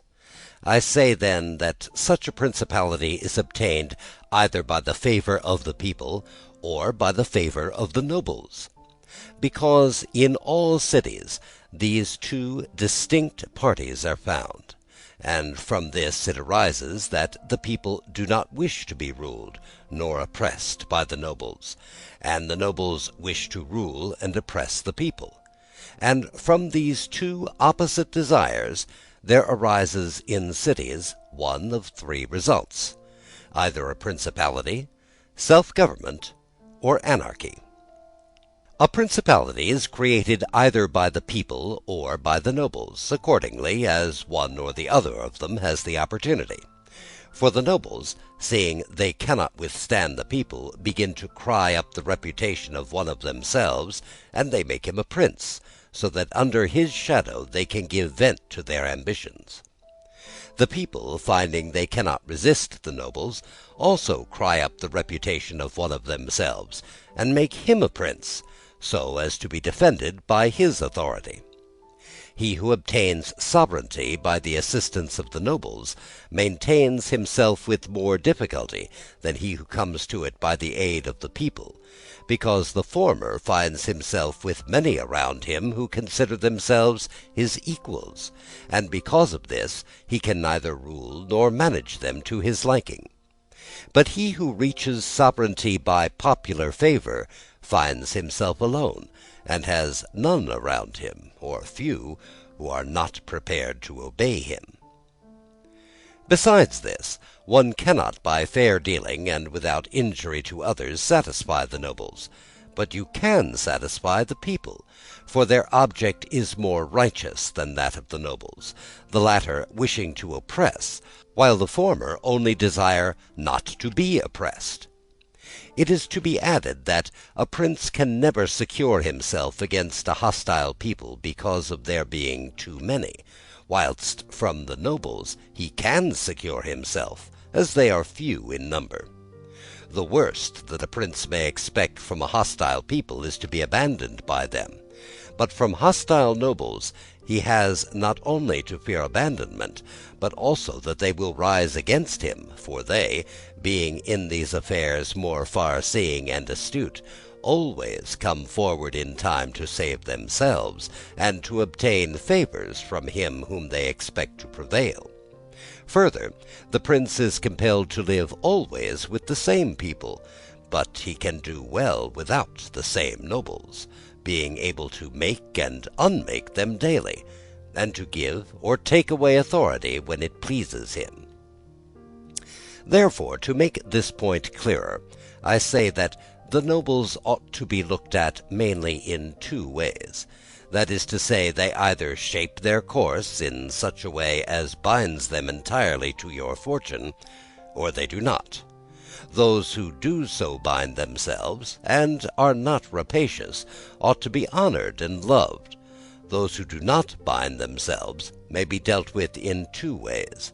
They may fail to do this through pusillanimity and a natural want of courage, in which case you ought to make use of them, especially of those who are of good counsel. And thus, while in prosperity you honour them, in adversity you do not have to fear them. But when, for their own ambitious ends, they shun binding themselves, it is a token that they are giving more thought to themselves than to you, and a prince ought to guard against such, and to fear them, as if they were open enemies, because, in adversity, they always help to ruin him. Therefore, one who becomes a prince through the favour of the people ought to keep them friendly. And this he can easily do, seeing they only ask not to be oppressed by him. But one who, in opposition to the people, becomes a prince by the favour of the nobles, ought above everything to seek to win the people over to himself, and this he may easily do if he takes them under his protection. Because men, when they receive good of him, of whom they were expecting evil, are bound more closely to their benefactor. Thus the people quickly become more devoted to him than if he had been raised to the principality by their favours, and the prince can win their affections in many ways. But as these vary according to the circumstances, one cannot give fixed rules, so I omit them. But, I repeat, it is necessary for a prince to have the people friendly. Otherwise he has no security in adversity. Nabis, note, Nabis, tyrant of Sparta, conquered by the Romans under Flaminius in 195 B.C. and killed in 192 B.C., end note. Nabis, prince of the Spartans, sustained the attack of all Greece and of a victorious Roman army, and against them he defended his country and his government. And for the overcoming of this peril, it was not only necessary for him to make himself secure against a few, but this would not have been sufficient had the people been hostile. And do not let anyone impugn this statement with trite proverb that he who builds on the people builds on the mud, for this is true when a private citizen makes a foundation there, and persuades himself that the people will free him when he is oppressed by the enemies or by the magistrates, wherein he would find himself very often deceived, as happened to the Gracchi in Rome, and to Messer Giorgio Scali in Florence. Messer Giorgio Scali, this event was to be found in Machiavelli's Florentine History, Book 3. But granted, a prince who has established himself as above, who can command, and is a man of courage, undismayed in adversity, who does not fail in other qualifications, and who, by his resolution and energy, keeps the whole people encouraged, such a one will never find himself deceived in them, and it will be shown that he has laid his foundations well. These principalities are liable to danger when they are passing from the civil to the absolute order of government, for such princes either rule personally or through magistrates. In the latter case, their government is weaker and more insecure, because it rests entirely on the goodwill of those citizens who are raised to the magistracy, and who, especially in troubled times, can destroy the government with great ease, either by intrigue or open defiance, and the prince has not the chance amid tumults to exercise absolute authority, because the citizens and subjects, accustomed to receive orders from magistrates, are not of a mind to obey him amid these confusions, and there will always be in doubtful times a scarcity of men whom he can trust. For such a prince cannot rely upon what he observes in quiet times, when citizens have need of the state, because then every one agrees with him. They all promise, and when death is far distant, they all wish to die for him.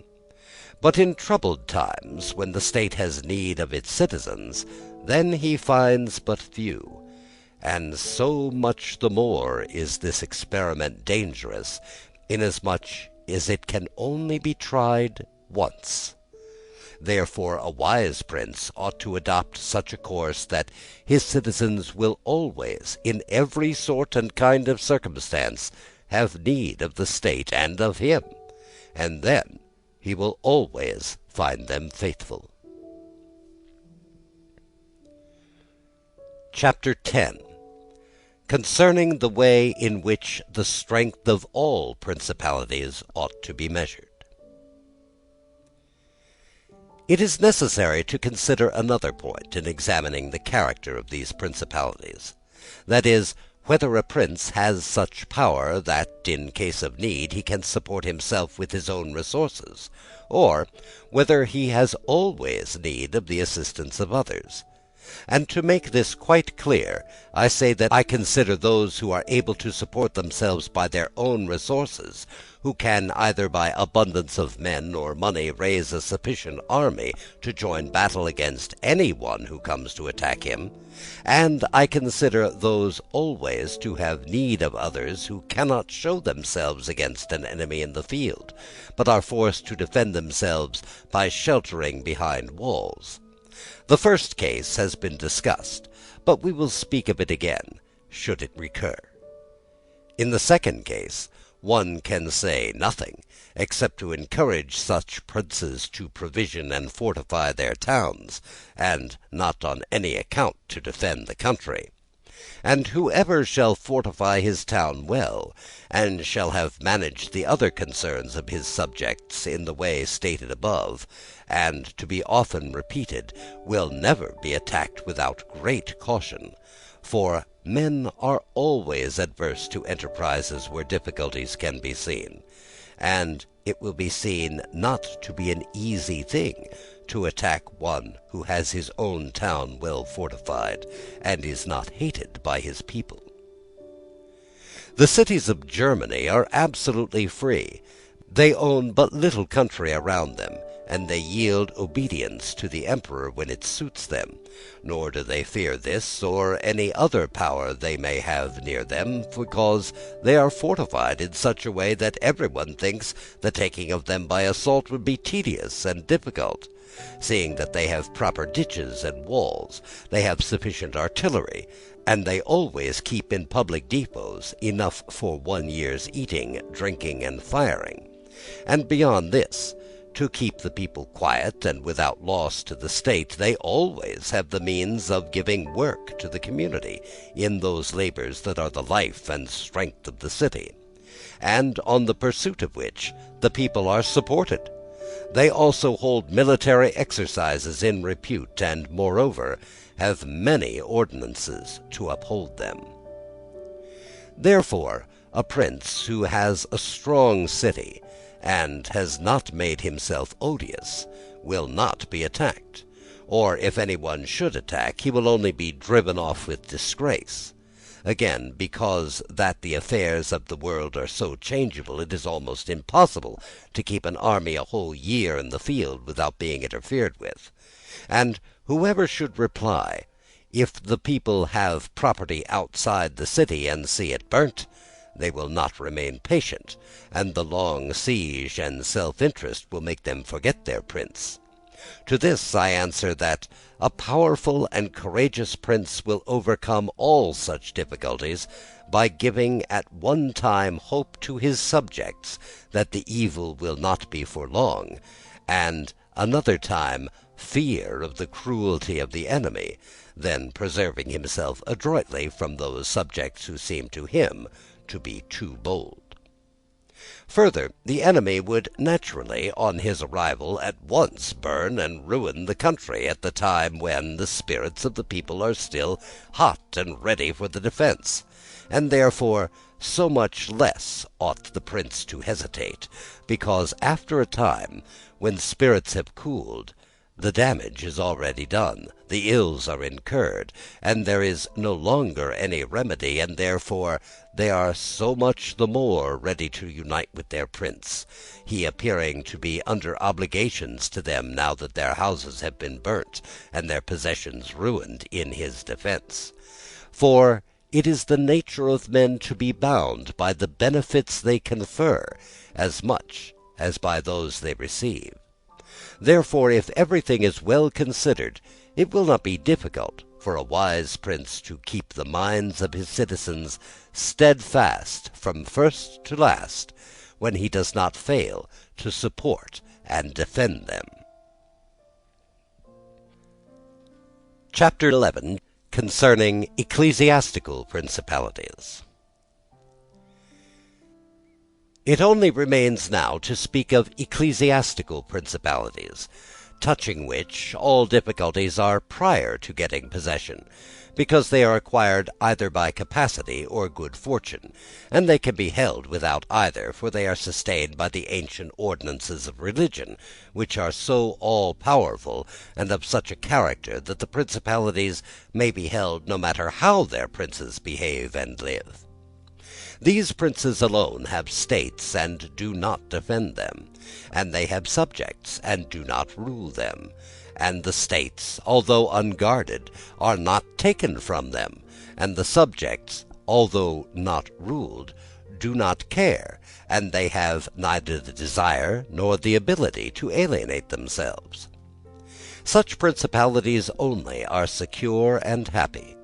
But being upheld by powers to which the human mind cannot reach, I shall speak no more of them, because, being exalted and maintained by God, it would be the act of a presumptuous and rash man to discuss them. Nevertheless, if any one should ask of me how it comes that the Church has attained such greatness in temporal power, seeing that from Alexander backwards the Italian potentates, not only those who have been called potentates, but every baron and lord, through the smallest, have valued the temporal power very slightly, yet now a king of France trembles before it, and it has been able to drive him from Italy and to ruin the Venetians. Although this may be very manifest, it does not appear to me superfluous to recall it in some measure to memory. Before Charles, King of France, passed into Italy, Charles VIII invaded Italy in 1494, this country was under the dominion of the Pope, the Venetians, the King of Naples, the Duke of Milan, and the Florentines. These potentates had two principal anxieties: the one, that no foreigner should enter Italy under arms; the other, that none of themselves should seize more territory. Those about whom there was the most anxiety were the Pope and the Venetians. To restrain the Venetians, the union of all the others was necessary, as it was for the defence of Ferrara; and to keep down the Pope, they made use of the barons of Rome, who, being divided into two factions, Orsini and Colonnesi, have always a pretext for disorder, and, standing with arms in their hands under the eyes of the pontiff, kept the pontificate weak and powerless. And although there might arise sometimes a courageous pope, such as Sixtus, yet neither fortune nor wisdom could rid him of these annoyances. And the short life of a pope is also a cause for weakness, for in the 10 years, which is the average life of a pope, he can with difficulty lower one of the factions, and if, so to speak, one people should almost destroy the Colonnesi, another would arise hostile to the Orsini, who would support their opponents, and yet would not have time to ruin the Orsini. This is the reason why the temporal powers of the Pope were little esteemed in Italy. Alexander VI arose afterwards, who of all the pontiffs that have ever been showed how a pope with both money and arms was able to prevail, and through the instrumentality of the Duke Valentino, and by reason of the entry of the French, he brought about all those things which I have discussed above in the actions of the Duke. And although his intention was not to aggrandize the Church, but the Duke, nevertheless, what he did contributed to the greatness of the Church, which, after his death and the ruin of the Duke, became the heir to all his labors. Pope Julius came afterwards, and found the Church strong, possessing all the Romagna, the barons of Rome reduced to impotence, and, through the chastisements of Alexander, the factions wiped out. He also found the way open to accumulate money in such a manner as had never been practiced before Alexander's time. Such things Julius not only followed, but improved upon, and he intended to gain Bologna, to ruin the Venetians, and to drive the French out of Italy. All of these enterprises prospered with him, and so much the more to his credit, inasmuch as he did everything to strengthen the Church, and not any private person.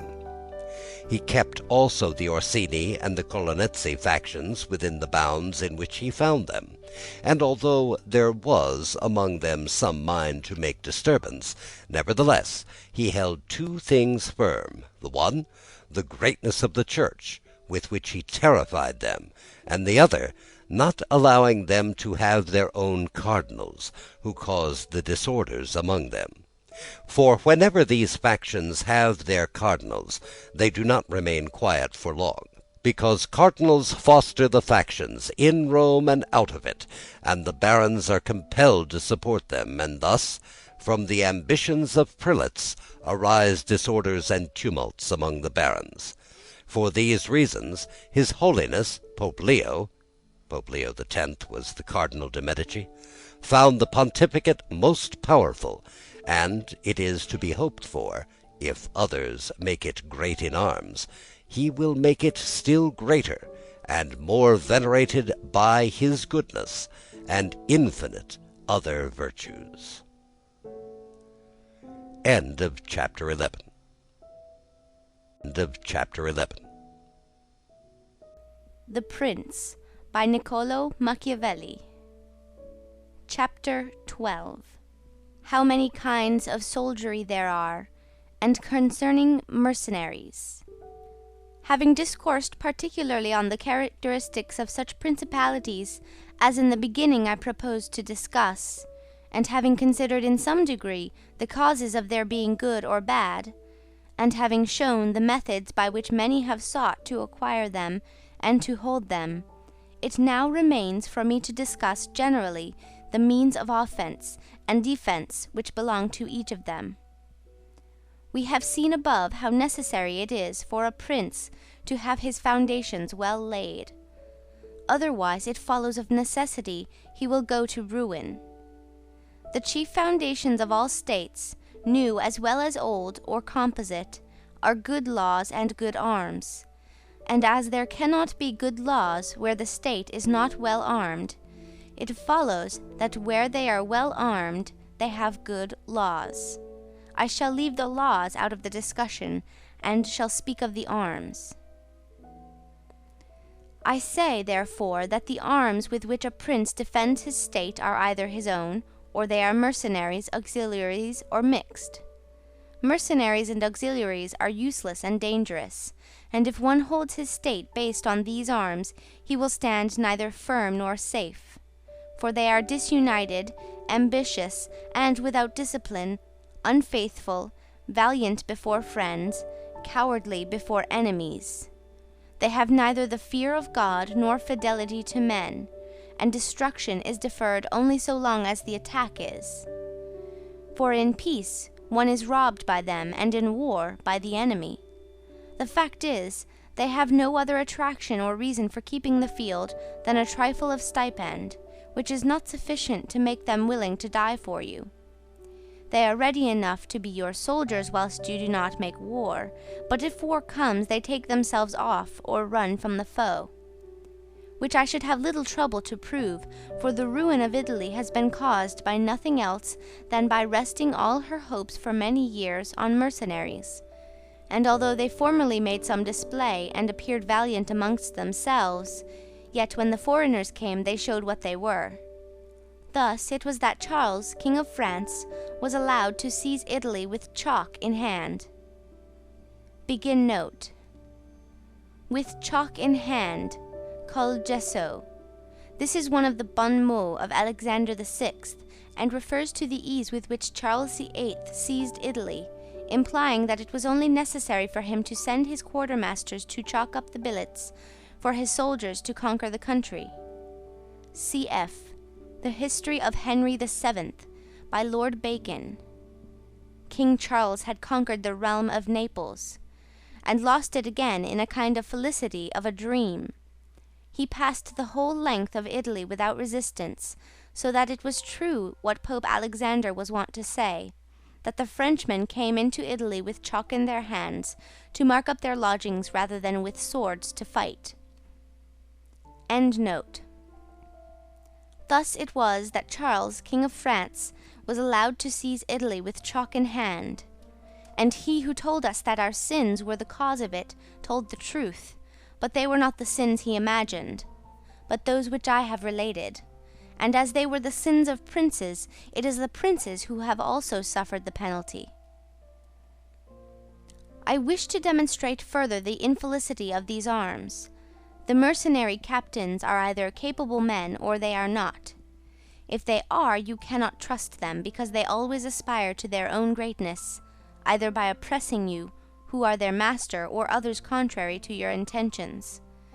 But if the captain is not skillful, you are ruined in the usual way. And if it be urged that whoever is armed will act in the same way, whether mercenary or not, I reply that when arms have to be resorted to, either by a prince or a republic, then the prince ought to go in person and perform the duty of a captain. The republic has to send its citizens, and when one is sent who does not turn out satisfactorily, it ought to recall him, and when one is worthy, to hold him by the laws so that he does not leave the command. And experience has shown princes and republics, single-handed, making the greatest progress, and mercenaries doing nothing except damage. And it is more difficult to bring a republic, armed with its own arms, under the sway of one of its citizens, than it is to bring one armed with foreign arms. Rome and Sparta stood for many ages armed and free. The Switzers are completely armed and quite free. Of ancient mercenaries, for example, there are the Carthaginians, who were oppressed by their mercenary soldiers after the first war with the Romans, although the Carthaginians had their own citizens for captains. After the death of Epaminondas, Philip of Macedon was made captain of their soldiers by the Thebans, and after victory he took away their liberty. Duke Filippo being dead, the Milanese enlisted Francesco Sforza against the Venetians, and he, having overcome the enemy at Caravaggio, begin note, Battle of Caravaggio, 15th September 1448, end note. And he, having overcome the enemy at Caravaggio, allied himself with them to crush the Milanese, his masters.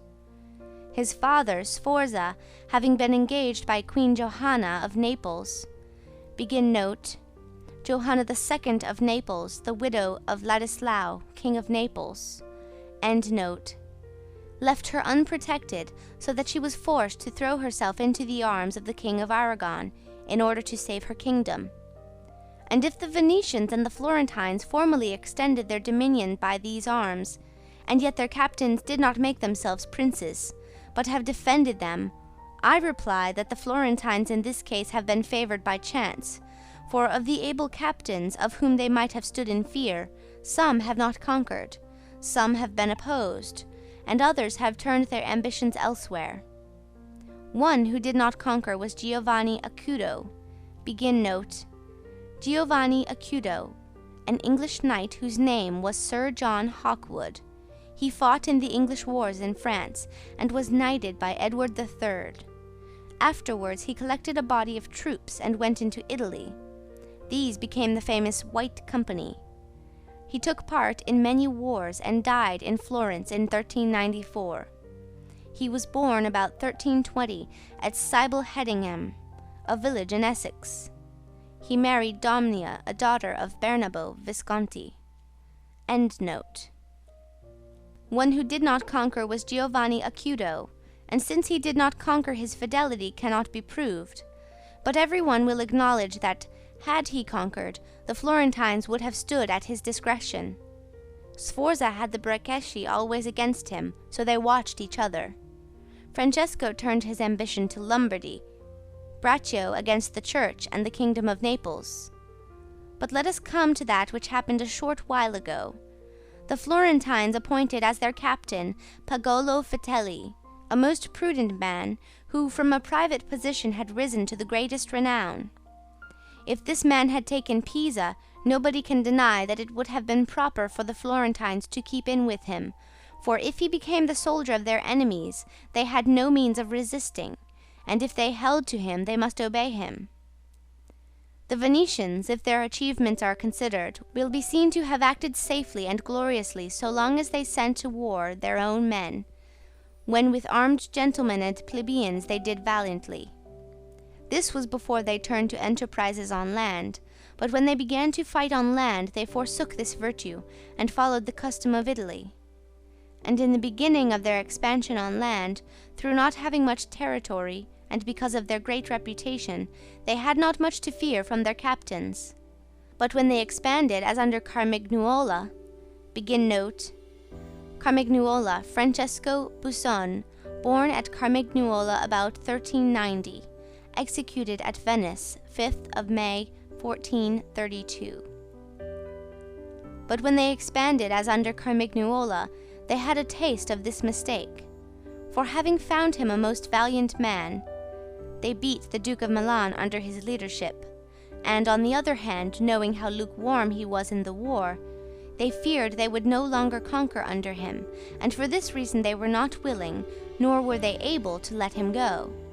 And so, not to lose again that which they had acquired, they were compelled, in order to secure themselves, to murder him.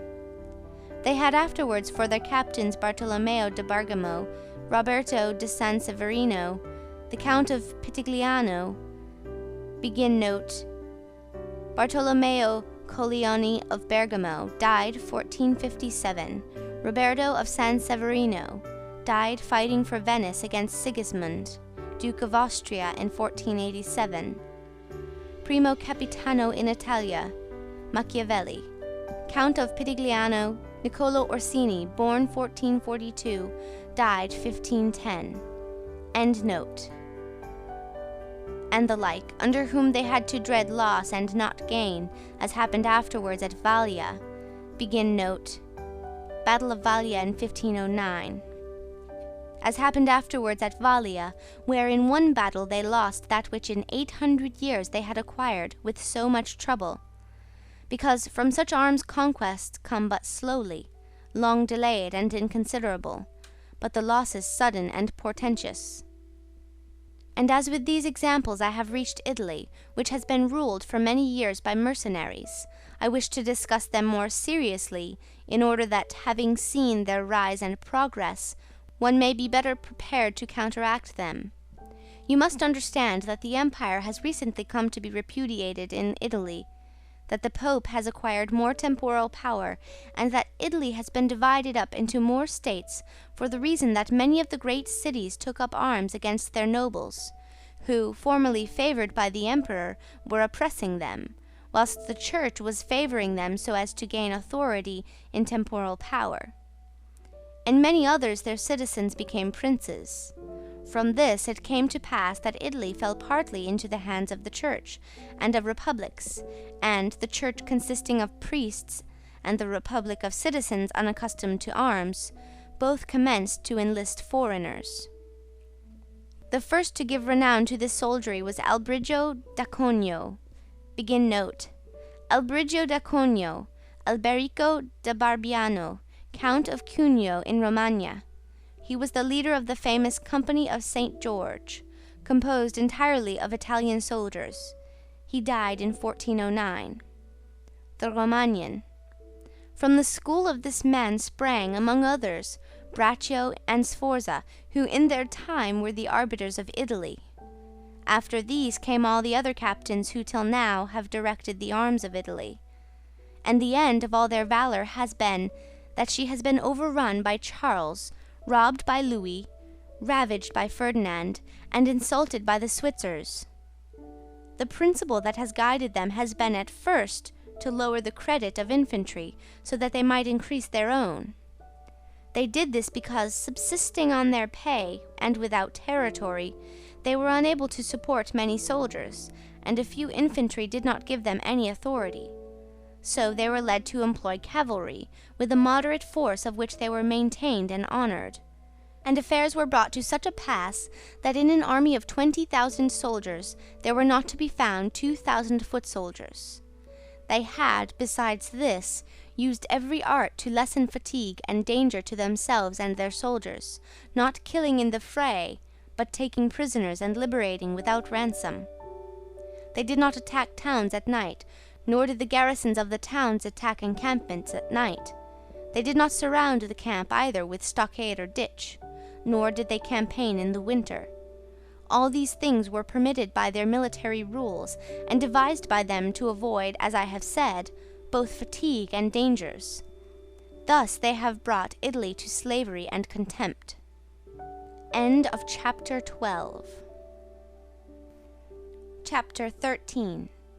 Concerning auxiliaries, mixed soldiery, and one's own.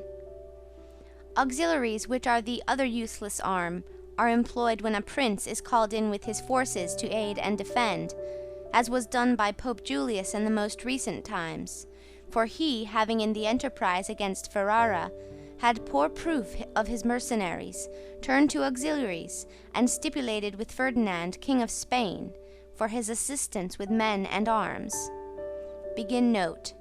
Ferdinand V, Ferdinand II of Aragon and Sicily, Ferdinand III of Naples, surnamed the Catholic, born 1542, died 1516.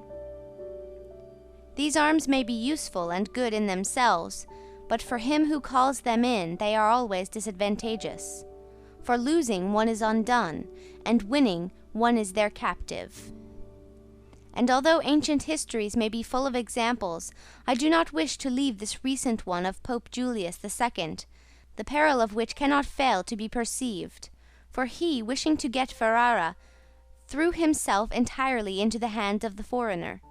But his good fortune brought about a third event, so that he did not reap the fruit of his rash choice. Because, having his auxiliaries routed at Ravenna, and the Switzers having risen and driven out the conquerors, against all expectation, both his and others, it so came to pass that he did not become prisoner to his enemies, they having fled, nor to his auxiliaries, he having conquered by other arms than theirs. The Florentines, being entirely without arms, sent 10,000 Frenchmen to take Pisa, whereby they ran more danger than at any other time of their troubles.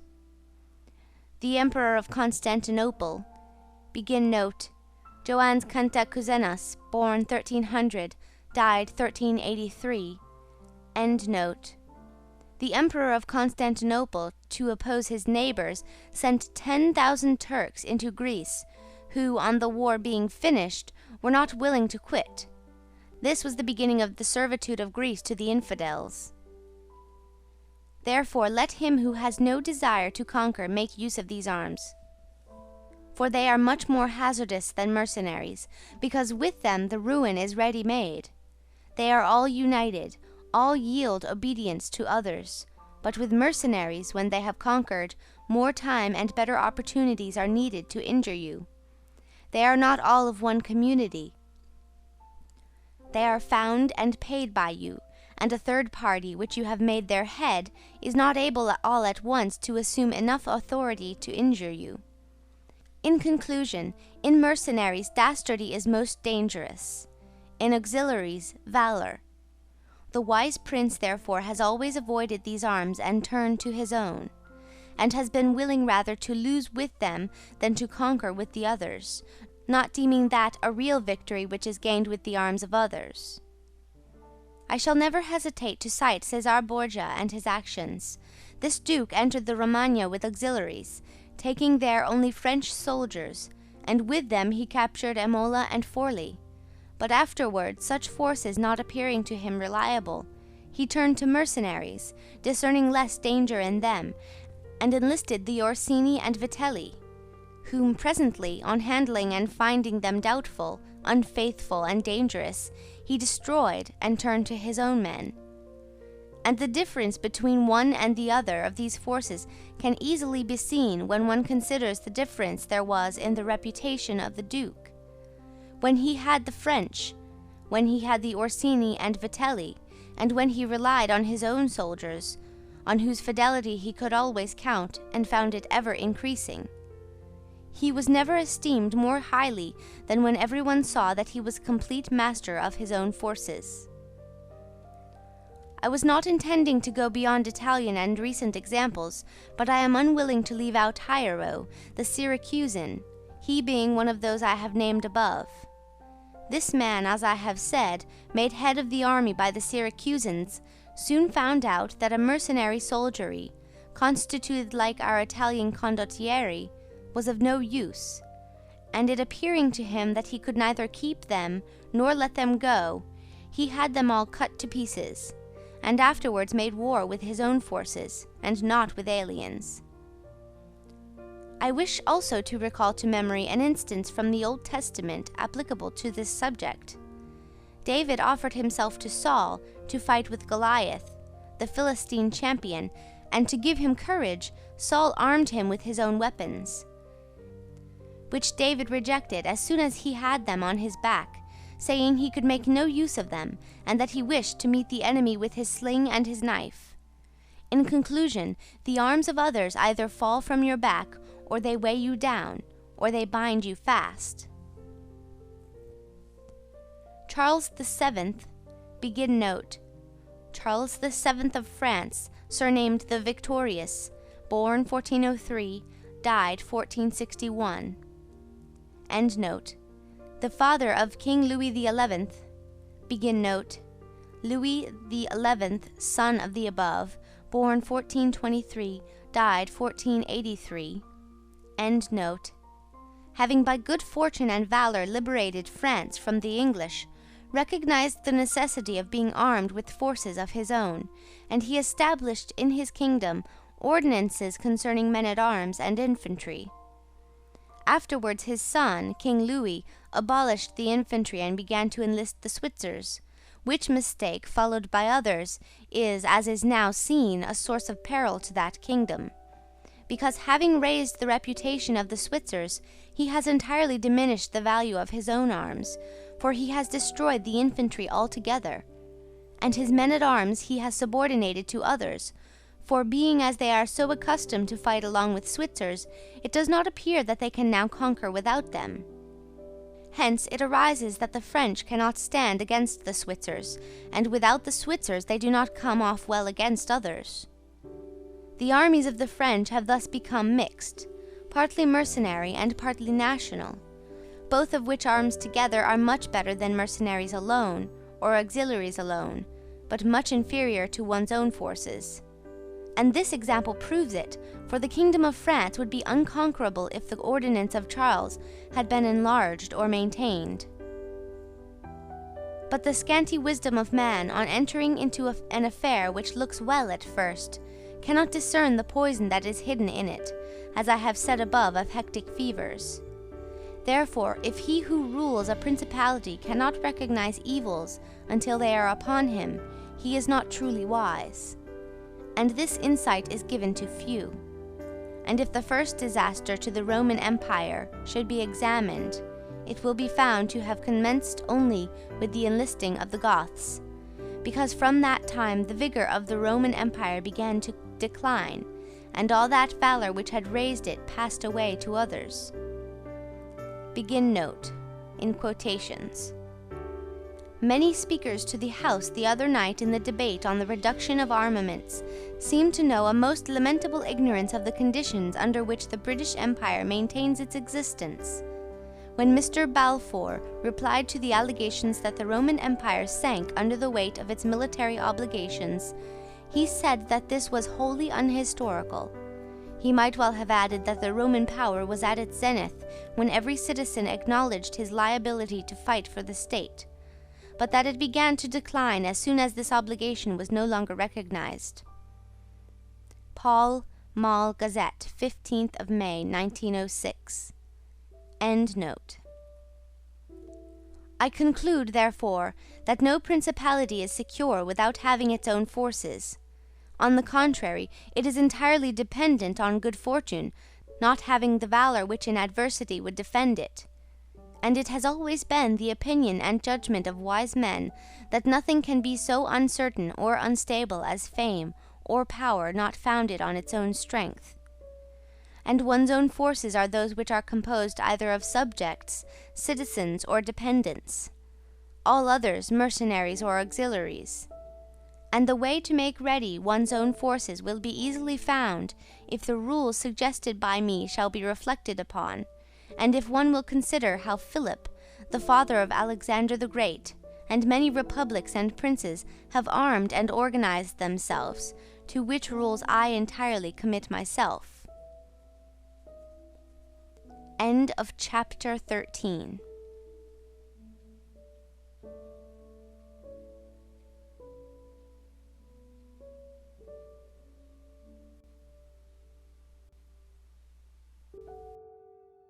The Prince by Niccolo Machiavelli. Translated by W.K. Marriott. Chapters 14, 15, and 16. Chapter 14. That which concerns a prince on the subject of the art of war. A prince ought to have no other aim or thought, nor select anything else for his study, than war and its rules and discipline.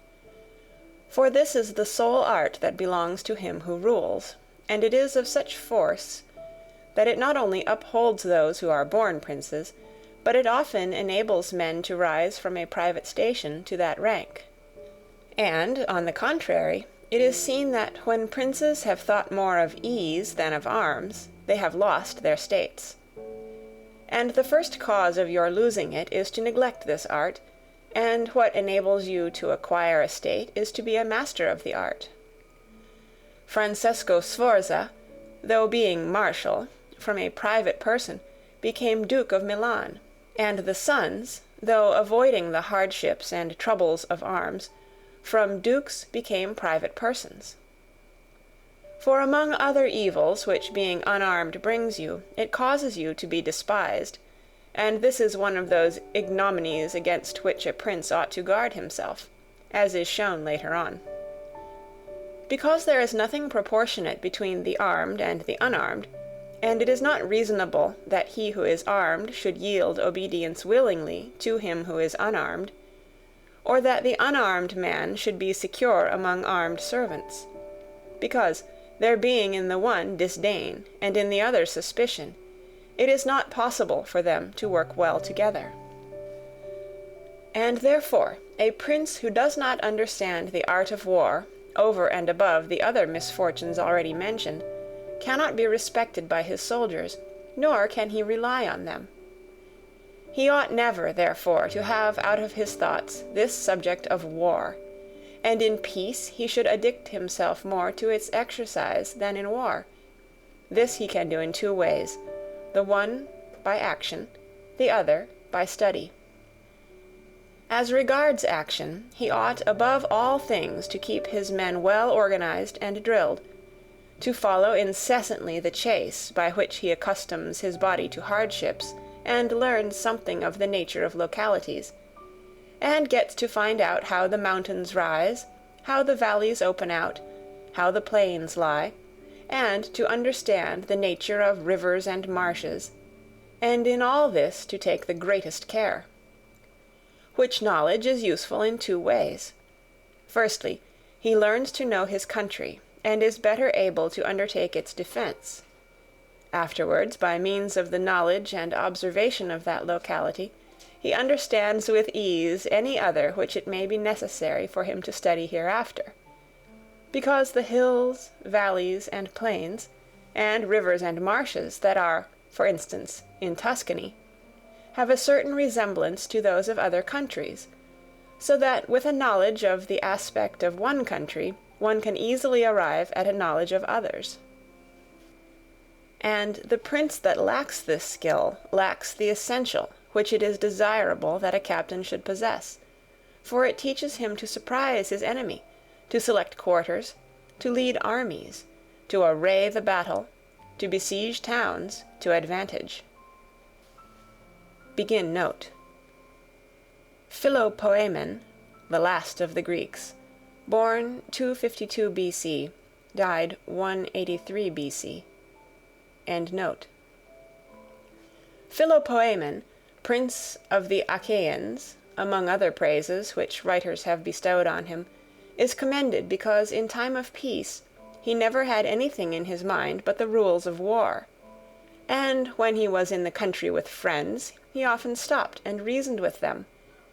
If the enemy should be upon that hill, and we should find ourselves here with our enemy, with whom would be the advantage? How should one best advance to meet him, keeping the ranks? If we should wish to retreat, how ought we to pursue?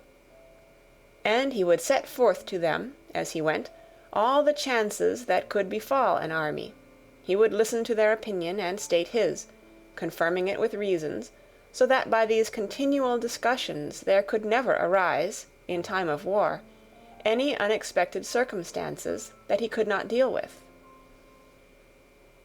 But to exercise the intellect the prince should read histories, and study there the actions of illustrious men, to see how they have borne themselves in war, to examine the causes of their victories and defeat, so as to avoid the latter and imitate the former, and above all do as an illustrious man did, who took as an exemplar one who had been praised and famous before him, and whose achievements and deeds he always kept in his mind. As it is said, Alexander the Great imitated Achilles, Caesar Alexander, Scipio Cyrus. And whoever reads the life of Cyrus, written by Xenophon, will recognize afterwards in the life of Scipio how that imitation was his glory, and how in chastity, affability, humanity, and liberality Scipio conformed to those things which have been written of Cyrus by Xenophon. A wise prince ought to observe some such rules, and never in peaceful times stand idle, but increase his resources with industry in such a way that they may be available to him in adversity, so that if fortune chances, it may find him prepared to resist her blows. End of chapter 14. Chapter 15. Concerning things for which men, and especially princes, are praised or blamed. It remains now to see what ought to be the rules of conduct for a prince towards subject and friends. And as I know that many have written on this point, I expect I shall be considered presumptuous in mentioning it again, especially as in discussing it I shall depart from the methods of other people. But it being my intention to write a thing which shall be useful to him who apprehends it, it appears to me more appropriate to follow up the real truth of the matter than the imagination of it. For many have pictured republics and principalities which in fact have never been known or seen, because how one lives is so far distant from how one ought to live, that he who neglects what is done for what ought to be done sooner effects his ruin than his preservation. For a man who wishes to act entirely up to his professions of virtue soon meets with what destroys him among so much that is evil. Hence it is necessary for a prince wishing to hold his own to know how to do wrong, and to make use of it or not according to necessity. Therefore, putting on one side imaginary things concerning a prince, and discussing those which are real, I say that all men, when they are spoken of, and chiefly princes for being more highly placed, are remarkable for some of those qualities which bring them either blame or praise. And thus it is that one is reputed liberal, another miserly, using a Tuscan term, because an avaricious person in our language is still he who desires to possess by robbery, whilst we call one miserly who deprives himself too much of the use of his own. One is reputed generous, one rapacious, one cruel, one compassionate, one faithless, another faithful, one effeminate and cowardly, another bold and brave, one affable, another haughty, one lascivious, another chaste, one sincere, another cunning, one hard, another easy, one grave, another frivolous, one religious, another unbelieving, and the like. And I know that every one will confess that it would be most praiseworthy in a prince to exhibit all the above qualities that are considered good. But because they can neither be entirely possessed nor observed, for human conditions do not permit it, it is necessary for him to be sufficiently prudent that he may know how to avoid the reproach of those vices which would lose him his state, and also to keep himself, if it be possible, from those which would not lose him it. But this not being possible, he may with less hesitation abandon himself to them. And again, he need not make himself uneasy at incurring a reproach for those vices without which the state can only be saved with difficulty. For if everything is considered carefully, it will be found that something which looks like virtue, if followed, would be his ruin, whilst something else, which looks like vice, yet followed brings him security and prosperity. End of chapter 15. Chapter 16. Concerning liberality and meanness. Commencing, then, with the first of the above-named characteristics, I say that it would be well to be reputed liberal. Nevertheless, liberality exercised in a way that does not bring you the reputation for it injures you. For if one exercises it honestly, and as it should be exercised, it may not become known, and you will not avoid the reproach of its opposite. Therefore, anyone wishing to maintain among men the name of liberal is obliged to avoid no attribute of magnificence, so that a prince thus inclined will consume in such acts all his property, and will be compelled in the end, if he wish to maintain the name of liberal, to unduly weigh down his people, and tax them, and do everything he can to get money. This will soon make him odious to his subjects, and becoming poor he will be little valued by anyone. Thus, with his liberality, having offended many and rewarded few, he is affected by the very first trouble, and imperilled by whatever may be the first danger. Recognizing this himself, and wishing to draw back from it, he runs at once into the reproach of being miserly. Therefore, a prince, not being able to exercise this virtue of liberality in such a way that it is recognized, except to his cost, if he is wise, he ought not to fear the reputation of being mean, for in time he will come to be more considered than if liberal, seeing that with his economy his revenues are enough that he can defend himself against all attacks, and is able to engage in enterprises without burdening his people. Thus it comes to pass that he exercises liberality towards all from whom he does not take, who are numberless, and meanness towards those to whom he does not give, who are few. We have not seen great things done in our time except by those who have been considered mean. The rest have failed. Pope Julius II was assisted in reaching the papacy by a reputation for liberality, yet he did not strive afterwards to keep it up, when he made war on the King of France, and he made many wars without imposing any extraordinary tax on his subjects, for he supplied his additional expenses out of his long thriftiness. The present King of Spain would not have undertaken or conquered in so many enterprises if he had been reputed liberal. A prince, therefore, provided that he has not to rob his subjects, that he can defend himself, that he does not become poor and abject, that he is not forced to become rapacious, ought to hold of little account a reputation for being mean, for it is one of those vices which will enable him to govern. And if any one should say, Caesar obtained empire by liberality, and many others have reached the highest positions by having been liberal, and by being considered so, I answer, either you are a prince in fact, or in a way to become one.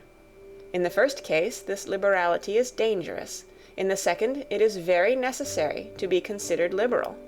And Caesar was one of those who wished to become preeminent in Rome. But if he had survived after becoming so, and had not moderated his expenses, he would have destroyed his government. And if any one should reply, many have been princes and have done great things with armies, who have been considered very liberal, I reply, either a prince spends that which is his own or his subjects', or else that of others. In the first case he ought to be sparing. In the second he ought not to neglect any opportunity for liberality. And to the prince who goes forth with his army, supporting it by pillage, sack, and extortion, handling that which belongs to others, this liberality is necessary. Otherwise he would not be followed by soldiers. And of that which is neither yours nor your subjects you can be a ready giver, as were Cyrus, Caesar, and Alexander, because it does not take away your reputation if you squander that of others, but adds to it. It is only squandering your own that injures you. And there is nothing wastes so rapidly as liberality, for even whilst you exercise it you lose the power to do so, and so become either poor or despised, or else, in avoiding poverty, rapacious and hated. And a prince should guard himself, above all things, against being despised and hated, and liberality leads you to both. Therefore it is wiser to have a reputation for meanness, which brings reproach without hatred, than to be compelled through seeking a reputation for liberality to incur a name for rapacity, which begets reproach with hatred. End of chapter 16. End of chapters 14 through 16. Read by Kara Schallenberg on January 7th, 2006, in Oceanside, California.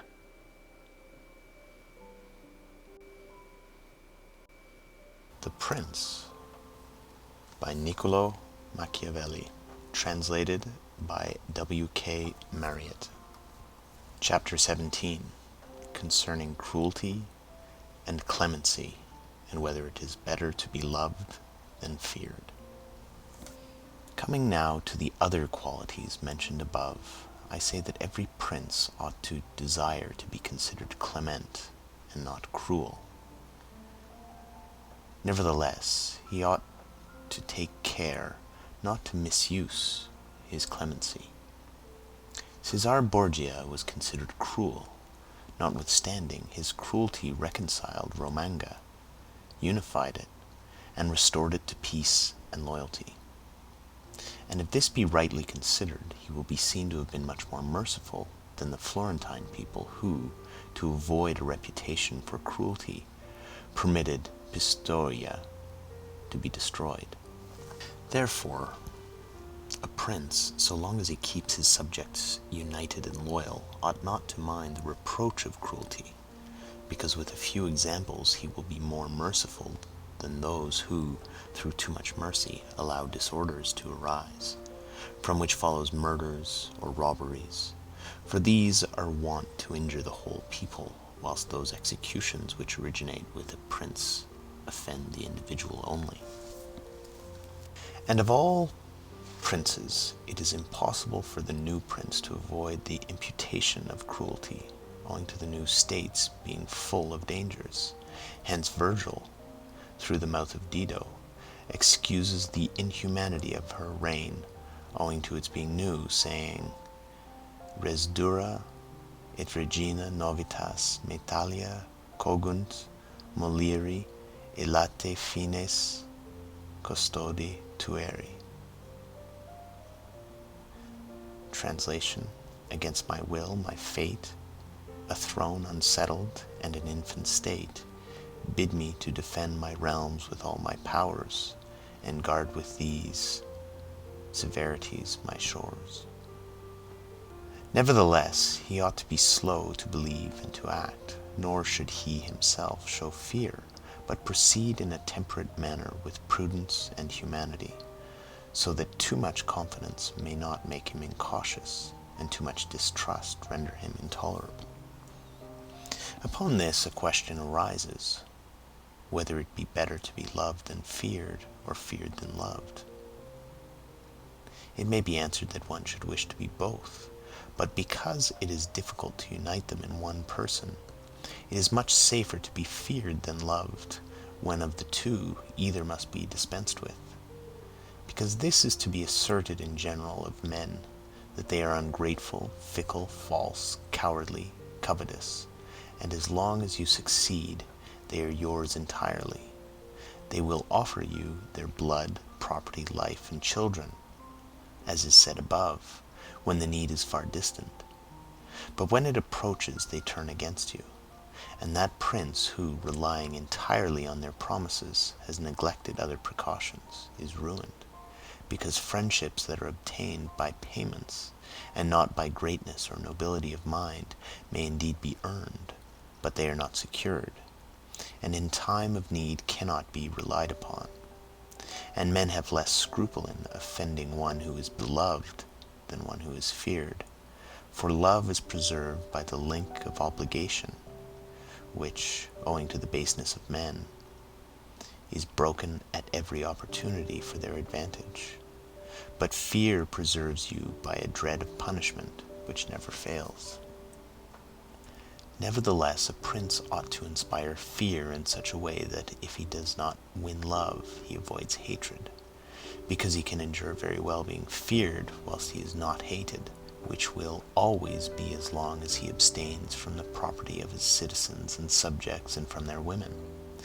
But when it is necessary for him to proceed against the life of someone, he must do it on proper justification and for manifest cause, but above all things he must keep his hands off the property of others, because men more quickly forget the death of their father than the loss of their patrimony. Besides, pretexts for taking away the property are never wanting, for he who has once begun to live by robbery will always find pretexts for seizing what belongs to others, but reasons for taking life, on the contrary, are more difficult to find and sooner lapse.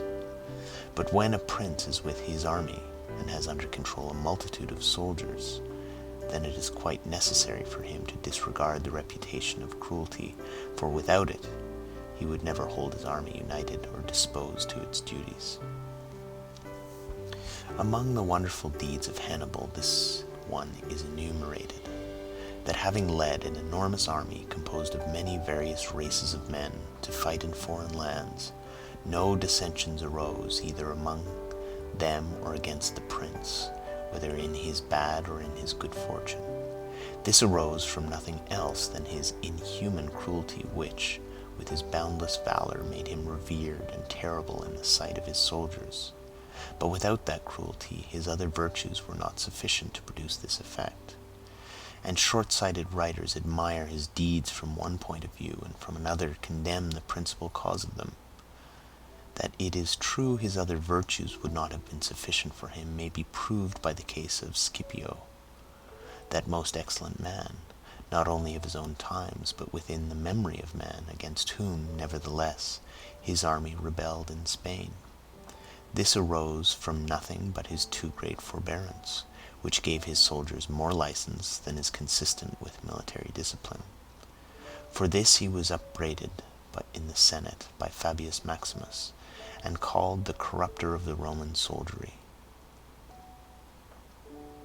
The Locrians were laid waste by a legate of Scipio, yet they were not avenged by him, nor was the insolence of the legate punished, owing entirely to his easy nature, insomuch that someone in the Senate, wishing to execute him, said there were many men who knew much better how not to err than to correct the errors of others. This disposition, if he had been continued in the command, would have destroyed in time the fame and glory of Scipio. But he being under the control of the Senate, this injurious characteristic not only concealed itself, but contributed to his glory. Returning to the question of being feared or loved, I come to the conclusion that men loving according to their own will and fearing according to that of the prince, a wise prince should establish himself on that which is in his own control and not in that of others. He must endeavor only to avoid hatred, as is noted. Chapter 18. Concerning the way in which princes should keep faith. Note: the present chapter has given greater offense than any other portion of Machiavelli's writings, according to Bird. Everyone admits how praiseworthy it is in a prince to keep faith, and to live with integrity and not with craft. Nevertheless, our experience has been that those princes who have done great things have held good faith of little account, and have known how to circumvent the intellect of men by craft, and in the end have overcome those who relied on their word. You must know that there are two ways of contesting, the one by the law, the other by force. The first method is proper to men, the second to beasts. But because the first is frequently not sufficient, it is necessary to have recourse to the second. Therefore it is necessary for a prince to understand how to avail himself of the beast and the man.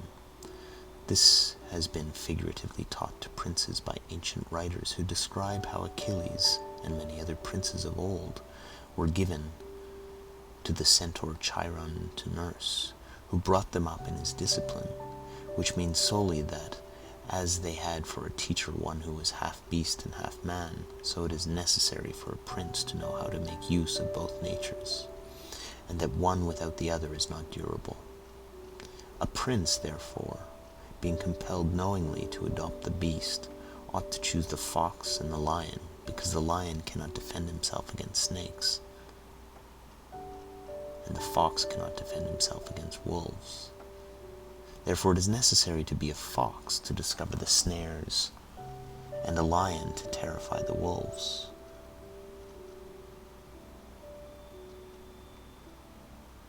Those who rely simply on the lion do not understand what they are about. Therefore a wise lord cannot, nor ought he to, keep faith when such observance may be turned against him, and when the reasons that caused him to pledge it exist no longer. If men were entirely good, this precept would not hold, but because they are bad and will not keep faith with you, you too are not bound to observe it with them, nor will there ever be wanting to a prince legitimate reasons to excuse this non-observance. Of this endless modern examples could be given, showing how many treaties and engagements have been made void and of no effect through the faithlessness of princes, and he who has known how best to employ the fox has succeeded best.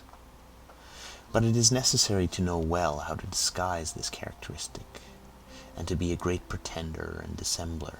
And men are so simple and so subject to present necessities that he who seeks to deceive will always find someone who will allow himself to be deceived.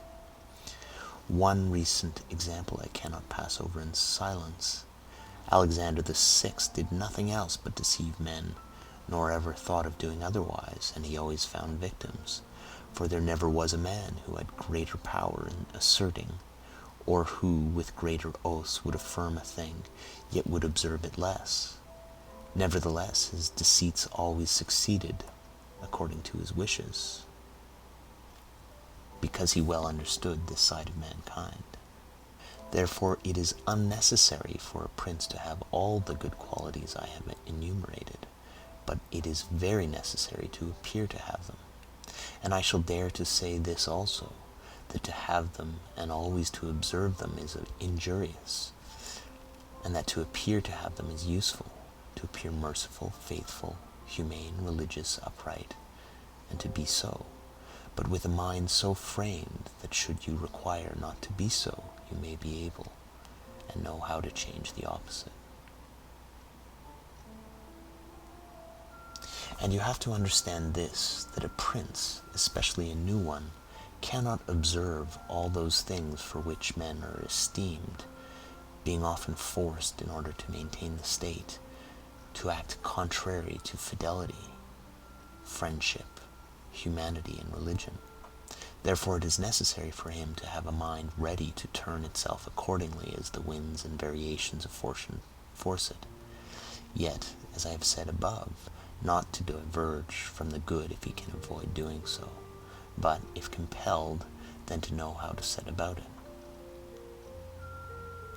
A note on fidelity, from the translator. Contrary to fidelity or faith, contro alla fede, and tutto fede, altogether faithful, in the next paragraph, it is noteworthy that these two phrases, contro alla fede and tutto fede, were omitted in the Testina edition, which was published with the sanction of the papal authorities. It may be that the meaning attached to the word fede was the faith, i.e. the Catholic creed, and not, as rendered here, fidelity and faithful. Observe that the word religione was suffered to stand in the text of the Testina, being used to signify indifferently every shade of belief, as witness the religion, a phrase inevitably employed to designate the Huguenot heresy. South, in his Sermons 9, page 69, edition 1843, comments on this passage as follows: that great patron and Corphaeus of this tribe, Niccolo Machiavel, laid down this for a master rule in his political scheme, that the show of religion was helpful to the politician, but the reality of it hurtful and pernicious. End of translator's note. For this reason, a prince ought to take care that he never lets anything slip from his lips that is not replete with the above-named 5 qualities, that he may appear to him who sees and hears him altogether merciful, faithful, humane, upright, and religious. There is nothing more necessary to appear to have than this last quality, inasmuch as men judge generally more by the eye than by the hand, because it belongs to everybody to see you, to few to come in touch with you.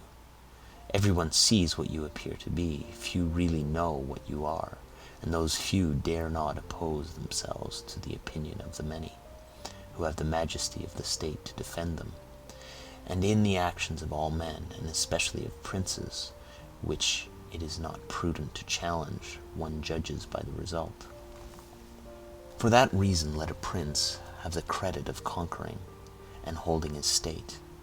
The means will always be considered honest, and he will be praised by everybody, because the vulgar are always taken by what thing seems to be, and what comes of it, and in the world there are only the vulgar, for the few find a place there only when the many have no ground to rest on. One prince of the present time, who it is not well to name, never preaches anything else but peace and good faith, and to both he is most hostile, and either, if he had kept it, would have deprived him of reputation and kingdom many a time. Note from the translator on this prince, Ferdinand of Aragon. When Machiavelli was writing The Prince, it would have been clearly impossible to mention Ferdinand's name here without giving offense. From Bird's Il Principe, page 308. End of translator's note. End of chapter 18.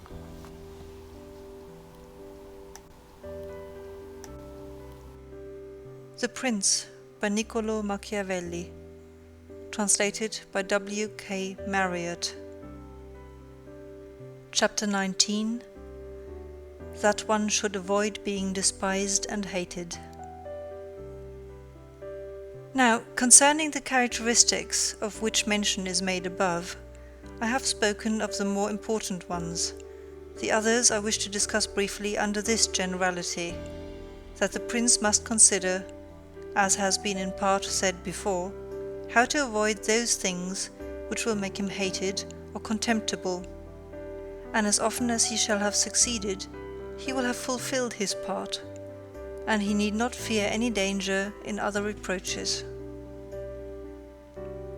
It makes him hated above all things, as I have said, to be rapacious, and to be a violator of the property and women of his subjects, from both of which he must abstain. And when neither their property nor their honour is touched, the majority of men live content, and he has only to contend with the ambition of a few, whom he can curb with ease in many ways. It makes him contemptible to be considered fickle, frivolous, effeminate, mean-spirited, irresolute, from all of which a prince should guard himself as from a rock, and he should endeavour to show in his actions greatness, courage, gravity, and fortitude, and in his private dealings with his subjects let him show that his judgments are irrevocable, and maintain himself in such reputation that no one can hope either to deceive him or to get round him.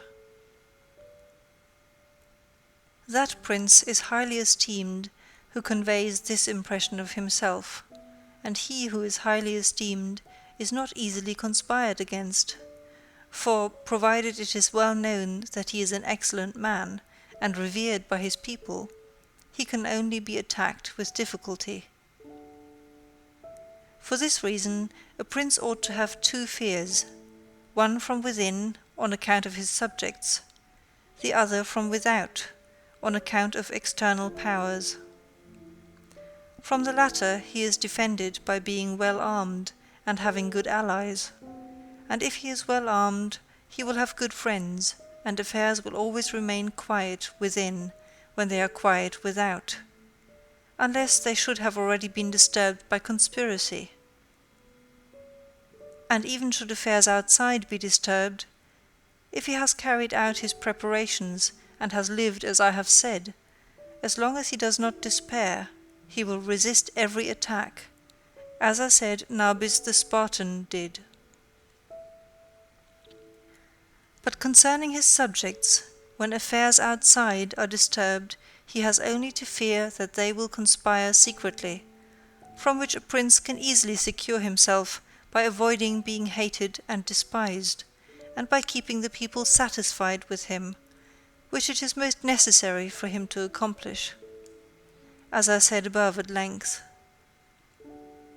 And one of the most efficacious remedies that a prince can have against conspiracies is not to be hated and despised by the people, for he who conspires against a prince always expects to please them by his removal, but when the conspirator can only look forward to offending them, he will not have the courage to take such a course, for the difficulties that confront a conspirator are infinite. And as experience shows, many have been the conspiracies, but few have been successful, because he who conspires cannot act alone, nor can he take a companion except from those whom he believes to be malcontents. And as soon as you have opened your mind to a malcontent, you have given him the material with which to content himself. For by denouncing you, he can look for every advantage, so that, seeing the gain from this course to be assured, and seeing the other to be doubtful and full of dangers, he must be a very rare friend, or a thoroughly obstinate enemy of the prince, to keep faith with you. And to reduce the matter into a small compass, I say that, on the side of the conspirator, there is nothing but fear, jealousy, prospect of punishment to terrify him. But on the side of the prince, there is the majesty of the principality, the laws, the protection of friends, and the state to defend him, so that, adding to all these things the popular goodwill, it is impossible that any should be so rash as to conspire. For whereas in general the conspirator has to fear before the execution of his plot, in this case he has also to fear the sequel to the crime, because on account of it he has the people for an enemy, and thus cannot hope for any escape. Endless examples could be given on this subject, but I will be content with one, brought to pass within the memory of our fathers. Messer Annibale Bentivogli, who was prince in Bologna, grandfather of the present Annibale, having been murdered by the Caneschi, who had conspired against him, not one of his family survived but Messer Giovanni, who was in childhood. Immediately after his assassination, the people rose and murdered all the Caneschi. This sprung from the popular goodwill which the house of Bentivogli enjoyed in those days in Bologna, which was so great that, although none remained there after the death of Annibale, who was able to rule the state, the Bolognese, having information that there was one of the Bentivogli family in Florence, who up to that time had been considered the son of a blacksmith, sent to Florence for him and gave him the government of their city, and it was ruled by him until Messer Giovanni came in due course to the government. Note: Giovanni Bentivogli, born in Bologna 1438, died in Milan 1508. He ruled Bologna from 1462 to 1506. Machiavelli's strong condemnation of conspiracies may get its edge from his own very recent experience, February 1513, when he had been arrested and tortured for his alleged complicity in the Boscoli conspiracy. End of note. For this reason, I consider that a prince ought to reckon conspiracies of little account when his people hold him in esteem, but when it is hostile to him and bears hatred towards him, he ought to fear everything and everybody.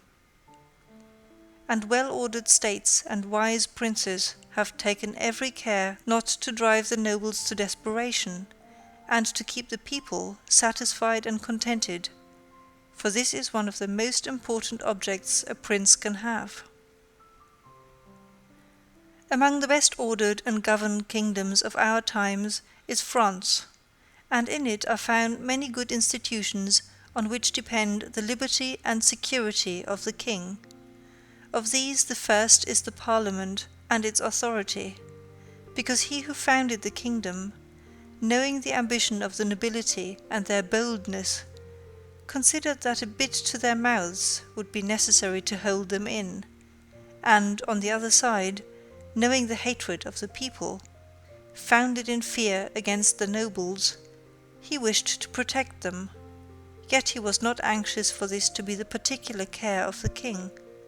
Therefore, to take away the reproach which he would be liable to from the nobles for favouring the people, and from the people for favouring the nobles, he set up an arbiter, who should be one who could beat down the great and favour the lesser without reproach to the king.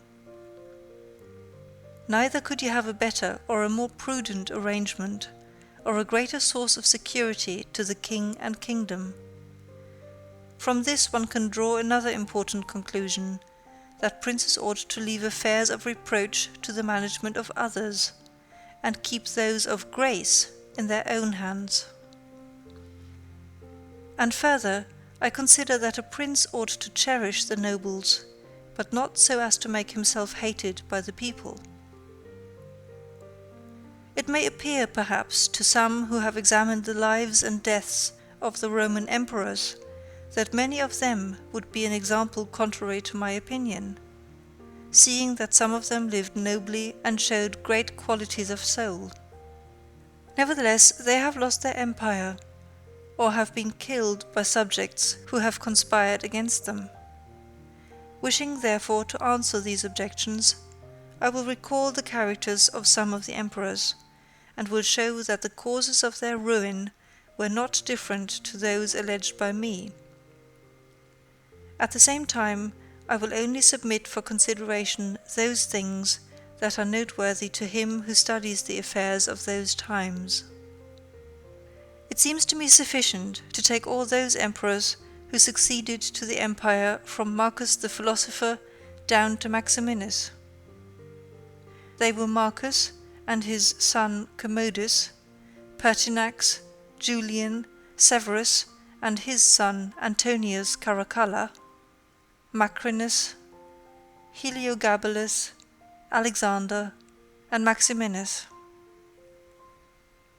There is first to note that, whereas in other principalities the ambition of the nobles and the insolence of the people only have to be contended with, the Roman emperors had a third difficulty in having to put up with the cruelty and avarice of their soldiers, a matter so beset with difficulties that it was the ruin of many, for it was a hard thing to give satisfaction both to soldiers and people, because the people loved peace, and for this reason they loved the unaspiring prince, whilst the soldiers loved the warlike prince who was bold, cruel, and rapacious, which qualities they were quite willing he should exercise upon the people, so that they could get double pay and give vent to their own greed and cruelty. Hence it arose that those emperors were always overthrown who, either by birth or training, had no great authority, and most of them, especially those who came new to the principality, recognizing the difficulty of these two opposing humours, were inclined to give satisfaction to the soldiers, caring little about injuring the people. Which course was necessary because, as princes cannot help being hated by someone, they ought in the first place to avoid being hated by everyone, and when they cannot compass this, they ought to endeavour with the utmost diligence to avoid the hatred of the most powerful. Therefore, those emperors who through inexperience had need of special favour adhered more readily to the soldiers than to the people, a course which turned out advantageous to them or not, accordingly as the prince knew how to maintain authority over them. From these causes it arose that Marcus, Pertinax, and Alexander, being all men of modest life, lovers of justice, enemies to cruelty, humane and benignant, came to a sad end, except Marcus.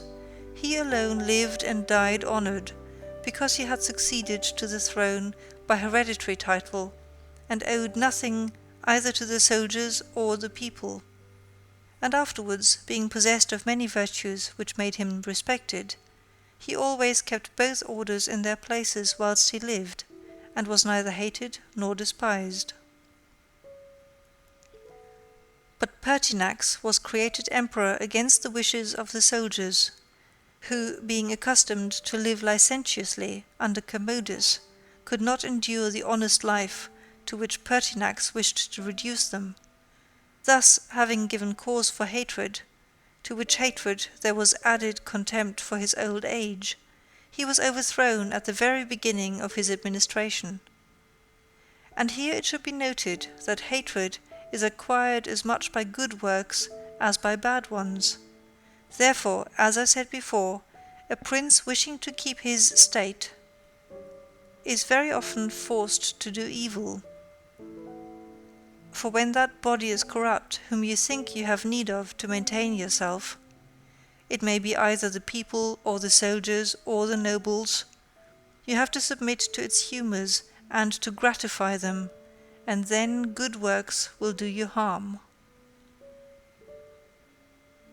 But let us come to Alexander, who was a man of such great goodness, that among the other praises which are accorded him is this, that in the 14 years he held the empire, no one was ever put to death by him unjudged. Nevertheless, being considered effeminate and a man who allowed himself to be governed by his mother, he became despised, the army conspired against him, and murdered him. Turning now to the opposite characters of Commodius, Severus, Antoninus Caracalla, and Maximinus, you will find them all cruel and rapacious men, who, to satisfy their soldiers, did not hesitate to commit every kind of iniquity against the people, and all except Severus came to a bad end. But in Severus there was so much valour that, keeping the soldiers friendly, although the people were oppressed by him, he reigned successfully. For his valour made him so much admired in the sight of the soldiers and people, that the latter were kept in a way astonished and awed, and the former respectful and satisfied. And because the actions of this man, as a new prince, were great, I wish to show briefly that he knew well how to counterfeit the fox and the lion, which natures, as I said above, it is necessary for a prince to imitate. Knowing the sloth of the Emperor Julian, he persuaded the army in Sclavonia, of which he was captain, that it would be right to go to Rome and avenge the death of Pertinax, who had been killed by the Praetorian soldiers. And under this pretext, without appearing to aspire to the throne, he moved the army on Rome, and reached Italy before it was known that he had started. On his arrival at Rome, the Senate, through fear, elected him emperor and killed Julian. After this there remained for Severus, who wished to make himself master of the whole empire, 2 difficulties. One in Asia, where Niger, head of the Asiatic army, had caused himself to be proclaimed emperor.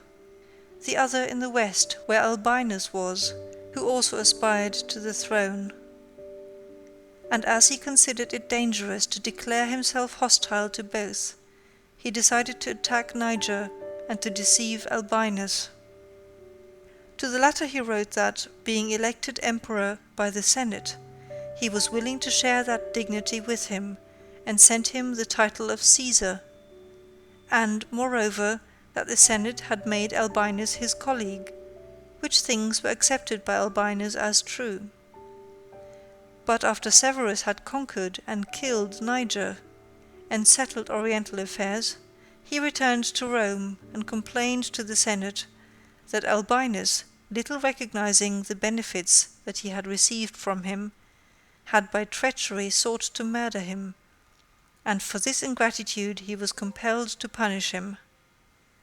Afterwards he sought him out in France, and took from him his government and life. He who will, therefore, carefully examine the actions of this man will find him a most valiant lion and a most cunning fox.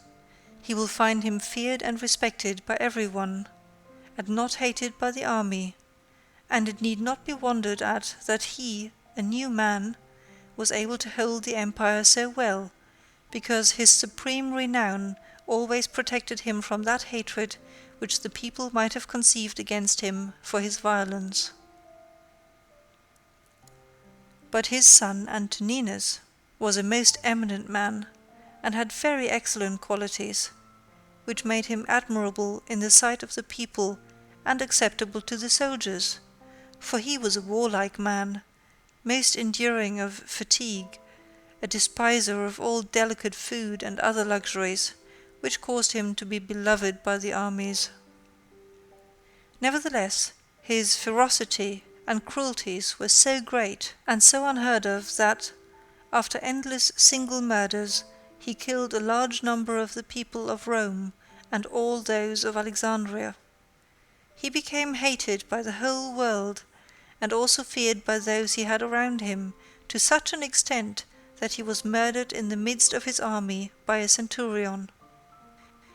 And here it must be noted that such like deaths, which are deliberately inflicted with a resolved and desperate courage, cannot be avoided by princes, because anyone who does not fear to die can inflict them. But a prince may fear them the less, because they are very rare. He has only to be careful not to do any grave injury to those whom he employs or has around him in the service of the state.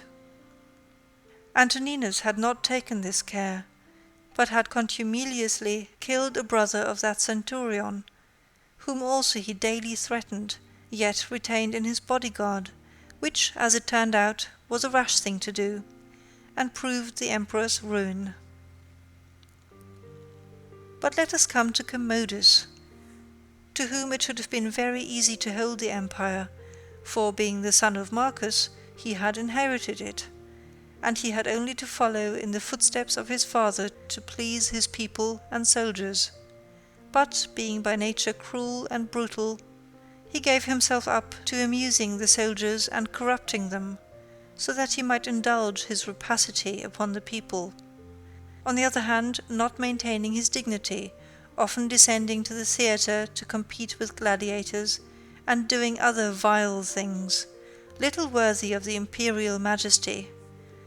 He fell into contempt with the soldiers, and being hated by one party and despised by the other, he was conspired against and was killed.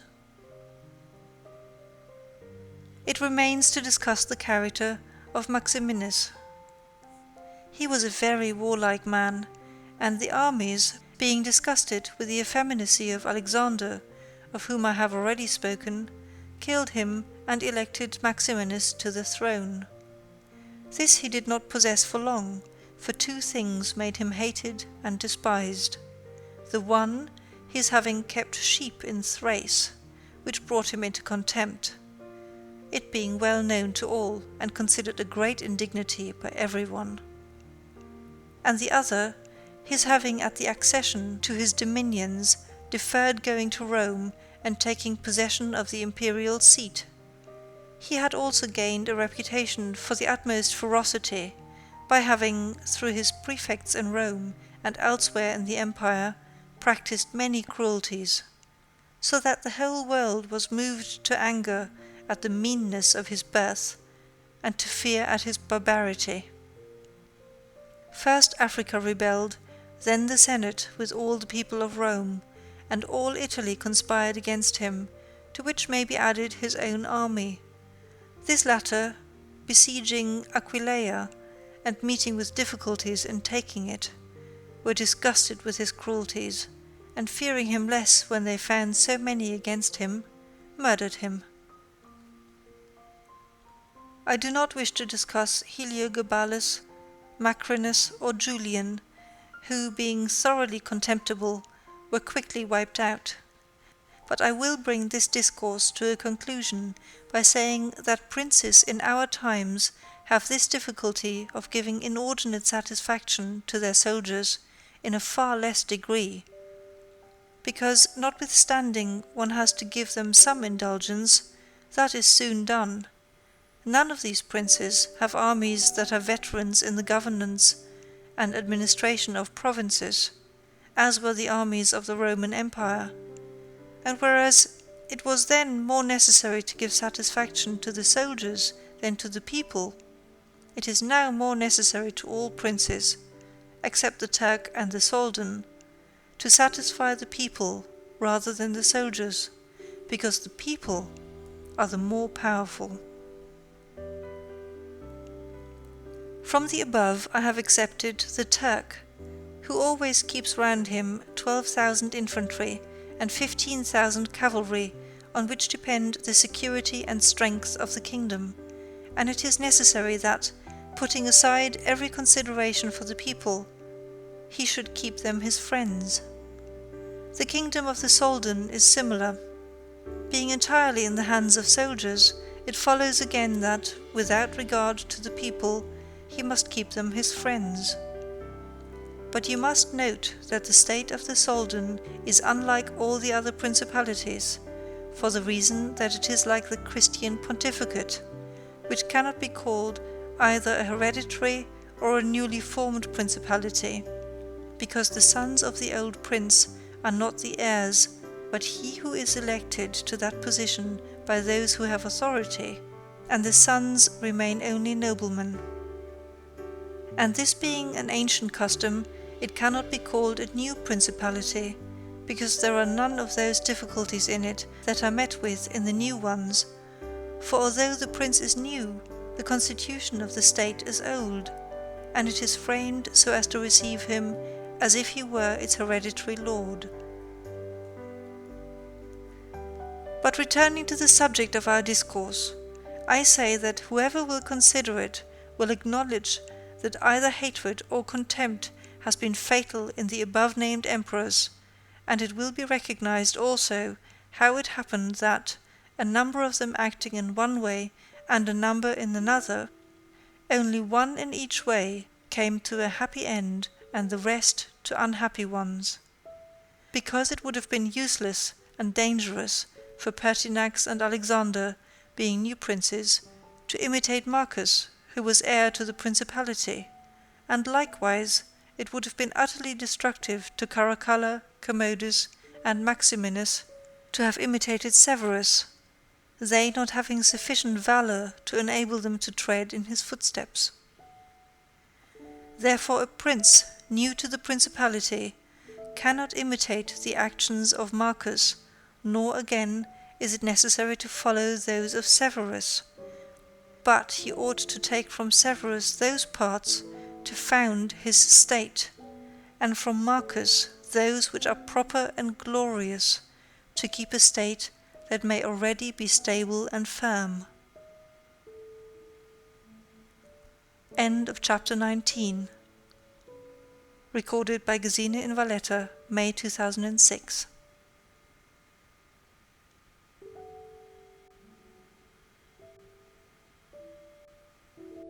The Prince by Niccolo Machiavelli, translated by W.K. Marriott. Chapter 20. Are fortresses and many other things to which princes often resort advantageous or hurtful? 1. Some princes, so as to hold securely the state, have disarmed their subjects. Others have kept their subject towns distracted by factions. Others have fostered enmities against themselves. Others have laid themselves out to gain over those whom they distrusted in the beginning of their governments. Some have built fortresses. Some have overthrown and destroyed them. And although one cannot give a final judgment on all of these things unless one possesses the particulars of those states in which a decision has to be made, nevertheless I will speak as comprehensively as the matter of itself will admit. 2. There never was a new prince who has disarmed his subjects. Rather, when he has found them disarmed, he has always armed them, because by arming them those arms become yours. Those men who were distrusted become faithful, and those who were faithful are kept so, and your subjects become your adherents. And whereas all subjects cannot be armed, yet when those whom you do arm are benefited, the others can be handled more freely, and this difference in their temperament, which they quite understand, makes the former your dependents, and the latter, considering it to be a necessity that those who have the most danger and service should have the most reward, excuse you. But when you disarm them, you at once offend them by showing that you distrust them, either for cowardice or for want of loyalty, and either of these opinions breeds hatred against you. And because you cannot remain unarmed, it follows that you should turn to mercenaries, which are of the character already shown. Even if they should be good, they would not be sufficient to defend you against powerful enemies and distrusted subjects. Therefore, as I have said, a new prince in a new principality has always distributed arms. Histories are full of examples. But when a prince acquires a new state, which he adds as a province to his old one, then it is necessary to disarm the men of that state, except those who have been his adherents in acquiring it. And these again, with time and opportunity, should be rendered soft and effeminate, and matters should be managed in such a way that all the armed men in the state shall be your own soldiers, who in your old state were living near you. 3.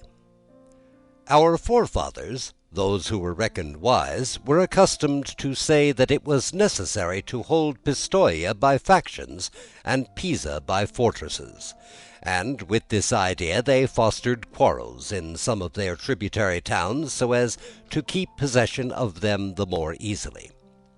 This may have been well enough in those times when Italy was in a way balanced, but I do not believe that it can be accepted as a precept for today, because I do not believe that factions can ever be of use.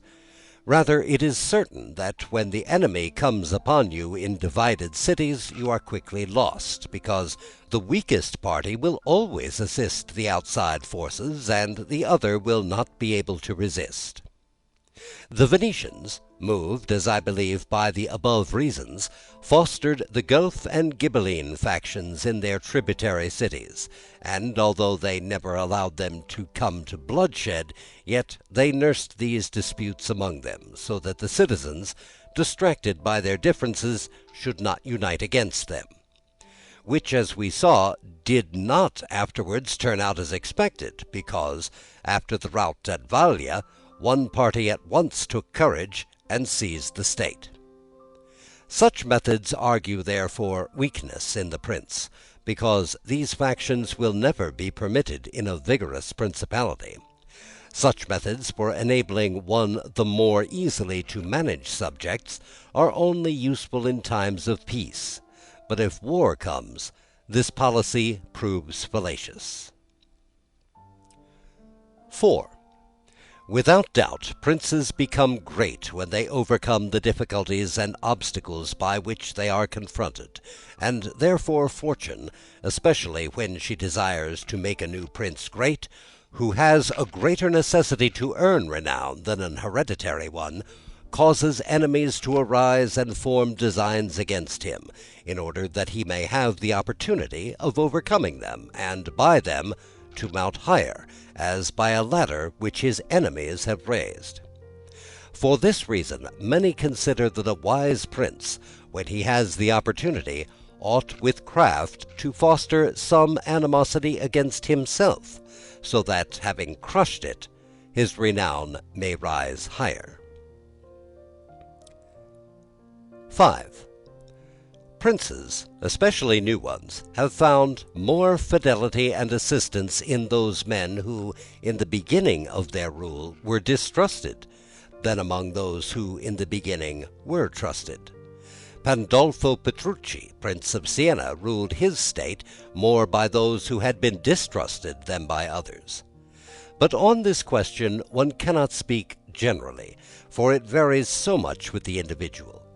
I will only say this, that those men who at the commencements of a princedom have been hostile, if they are of a description to need assistance to support themselves, can always be gained over with the greatest ease, and they will be tightly held to serve the prince with fidelity, inasmuch as they know it to be very necessary for them to cancel by deeds the bad impression which he had formed of them.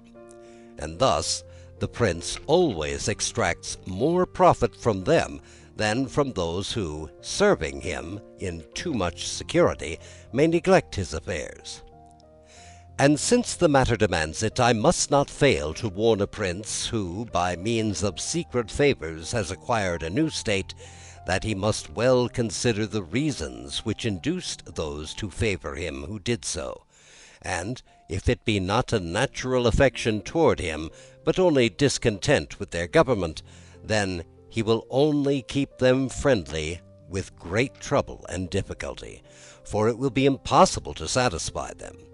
And weighing well the reasons for this in those examples which can be taken from ancient and modern affairs, we shall find that it is easier for the prince to make friends of those men who were contented under their former government, and are therefore his enemies, than of those who, being discontented with it, were favourable to him, and encouraged him to seize it. 6.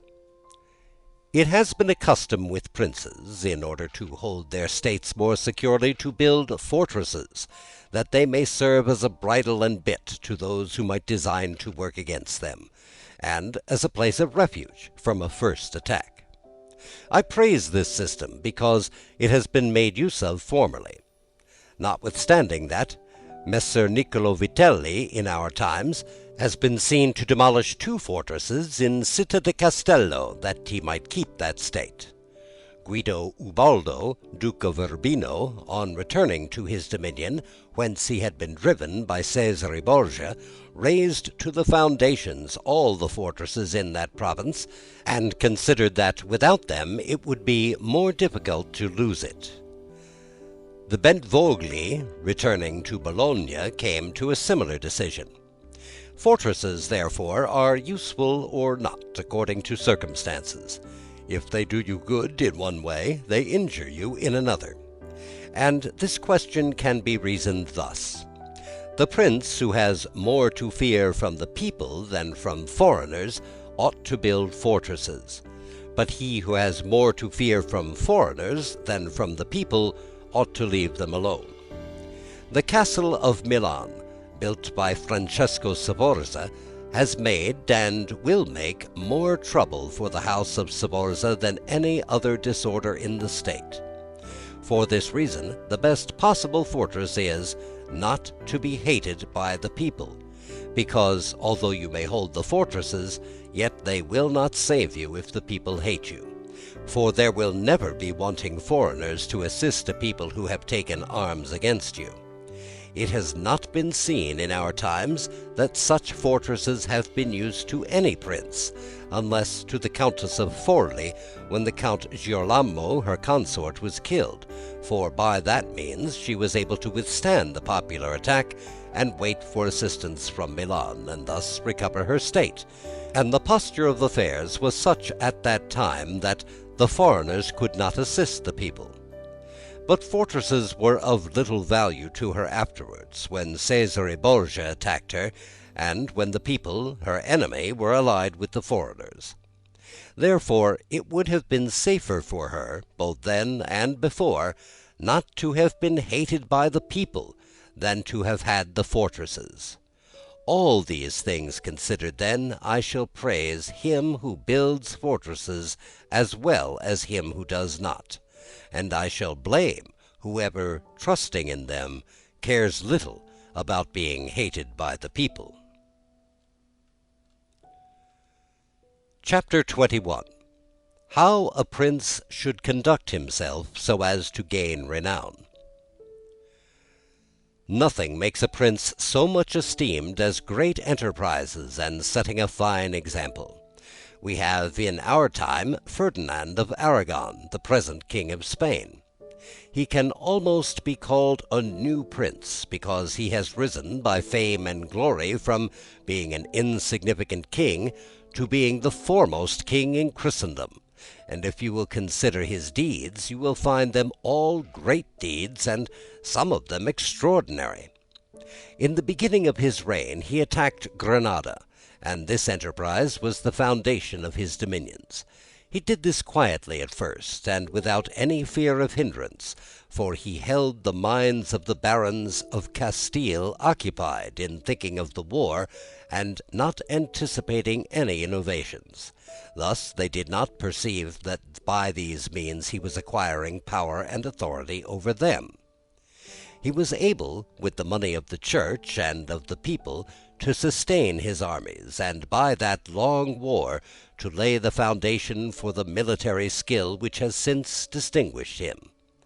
Further, always using religion as a plea so as to undertake greater schemes, he devoted himself with pious cruelty to driving out and clearing his kingdom of the Moors, nor could there be a more admirable example, nor one so rare. Under this same cloak he assailed Africa, he came down on Italy, he was finally attacked France, and thus his achievements and designs have always been great, and have kept the minds of his people in suspense and admiration, and occupied with the issue of them, and his actions have arisen in such a way, one out of the other, that men have never been given time to work steadily against him. Again, it much assists a prince to set unusual examples in internal affairs, similar to those which are related of Messer Bernabo di Milano, who, when he had the opportunity, by any one in civil life doing such extraordinary thing, either good or bad, would take some method of rewarding or punishing him, which would be very much spoken about. And a prince ought, above all things, always endeavor in every action to gain for himself the reputation of being a great and remarkable man. The prince is also respected when he is either a true friend or a downright enemy. That is to say, when, without any reservation, he declares himself in favor of one party against another, which course will always be more advantageous than standing neutral, because if two of your powerful neighbors come to blows, they are of such a character that, if one of them conquers, you either have to fear him or not. In either case, it will always be more advantageous for you to declare yourself and make war strenuously, because if the first case, if you do not declare yourself, you will invariably fall a prey to the conqueror. To the pleasure and satisfaction of him who has been conquered, you will have no reasons to offer, nor anything to protect or to shelter you, because he who conquers does not want doubtful friends who will not aid him in time of trial, and he who loses will not harbor you because you did not willingly, sword in hand, court his fate. Antiochus went into Greece, being sent for by the Aetolians to drive out the Romans. He sent envoys to the Achaeans, who were friends of the Romans, exhorting them to remain neutral, and, on the other hand, the Romans urged them to take up arms. This question came to be discussed in the council of the Achaeans, where the legate of Antiochus urged them to stand neutral. To this the Roman legate answered, "As for that which has been said, that it is better and more advantageous for your state not to interfere in our war, nothing can be more erroneous, because by not interfering you will be left without favor or consideration, the guerdon of the conqueror." Thus it will always happen that he who is not your friend will demand your neutrality, whilst he who is your friend will entreat you to declare yourself with arms; and irresolute princes, to avoid present dangers, generally follow the neutral path, and are generally ruined. But when a prince declares himself gallantly in favor of one side, if the party with whom he allies himself conquers, although the victor may be powerful and have him at his mercy, yet he is indebted to him, and there is established a bond of amity, and men are never so shameless as to become a monument of ingratitude by oppressing you. Victories, after all, are never so complete that the victor must not show some regard, especially to justice. But if he with whom you ally yourself loses, you may be sheltered by him, and whilst he is able, he may aid you, and become your companions on a fortune that may rise again. In the second case, when those who fight are of such a character that you have no anxiety as to who may conquer, so much the more it is greater prudence to be allied, because you assist at the destruction of one by the aid of another, who, if he had been wise, would have saved him. And conquering, as it is impossible that he should not do so with your assistance, he remains at your discretion.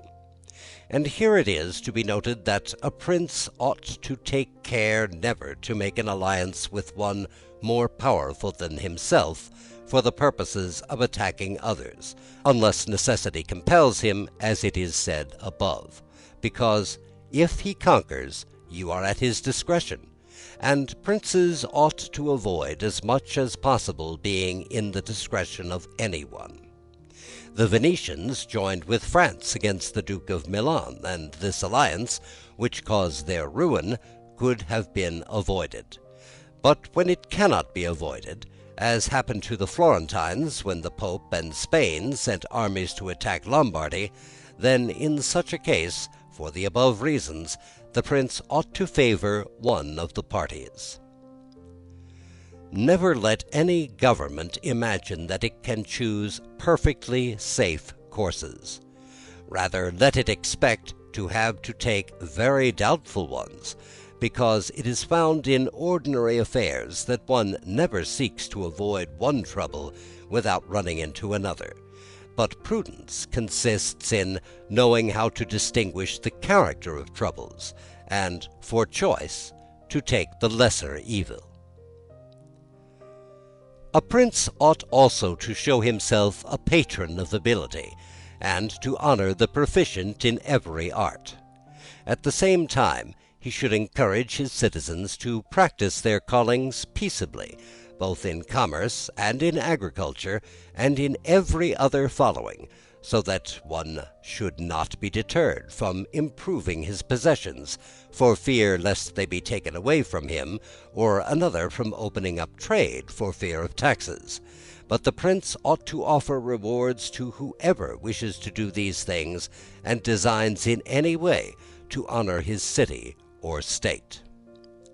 Further, he ought to entertain the people with festivals and spectacles at convenient seasons of the year, and as every city is divided into guilds or into societies, he ought to hold such bodies in esteem, and associate with them sometimes, and show himself an example of courtesy and liberality, nevertheless always maintaining the majesty of his rank. For this he must never consent to abate in anything. Chapter 22. Concerning the secretaries of princes. The choice of servants is of no little importance to a prince, and they are good or not according to the discrimination of the prince.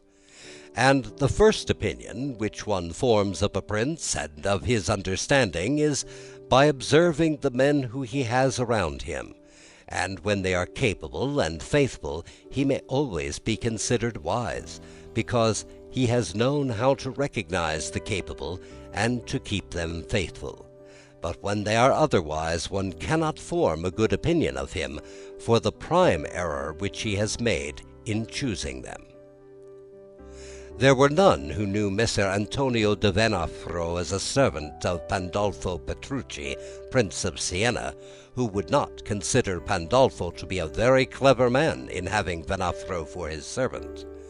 Because there are three classes of intellects: one which comprehends by itself, another which appreciates what others have comprehended, and a third which neither comprehends by itself nor by the showing of others. The first is most excellent, the second is good, the third is useless. Therefore it follows necessarily that if Pandolfo was not in the first rank, he was in the second. For whenever one has judgment to know good and bad, when it is said and done, although he himself may not have the initiative, yet he can recognize the good and bad in his servant, and the one can praise and the other correct. Thus the servants cannot hope to deceive him, and are kept honest. But to enable a prince to form an opinion of his servant, there is one test which never fails.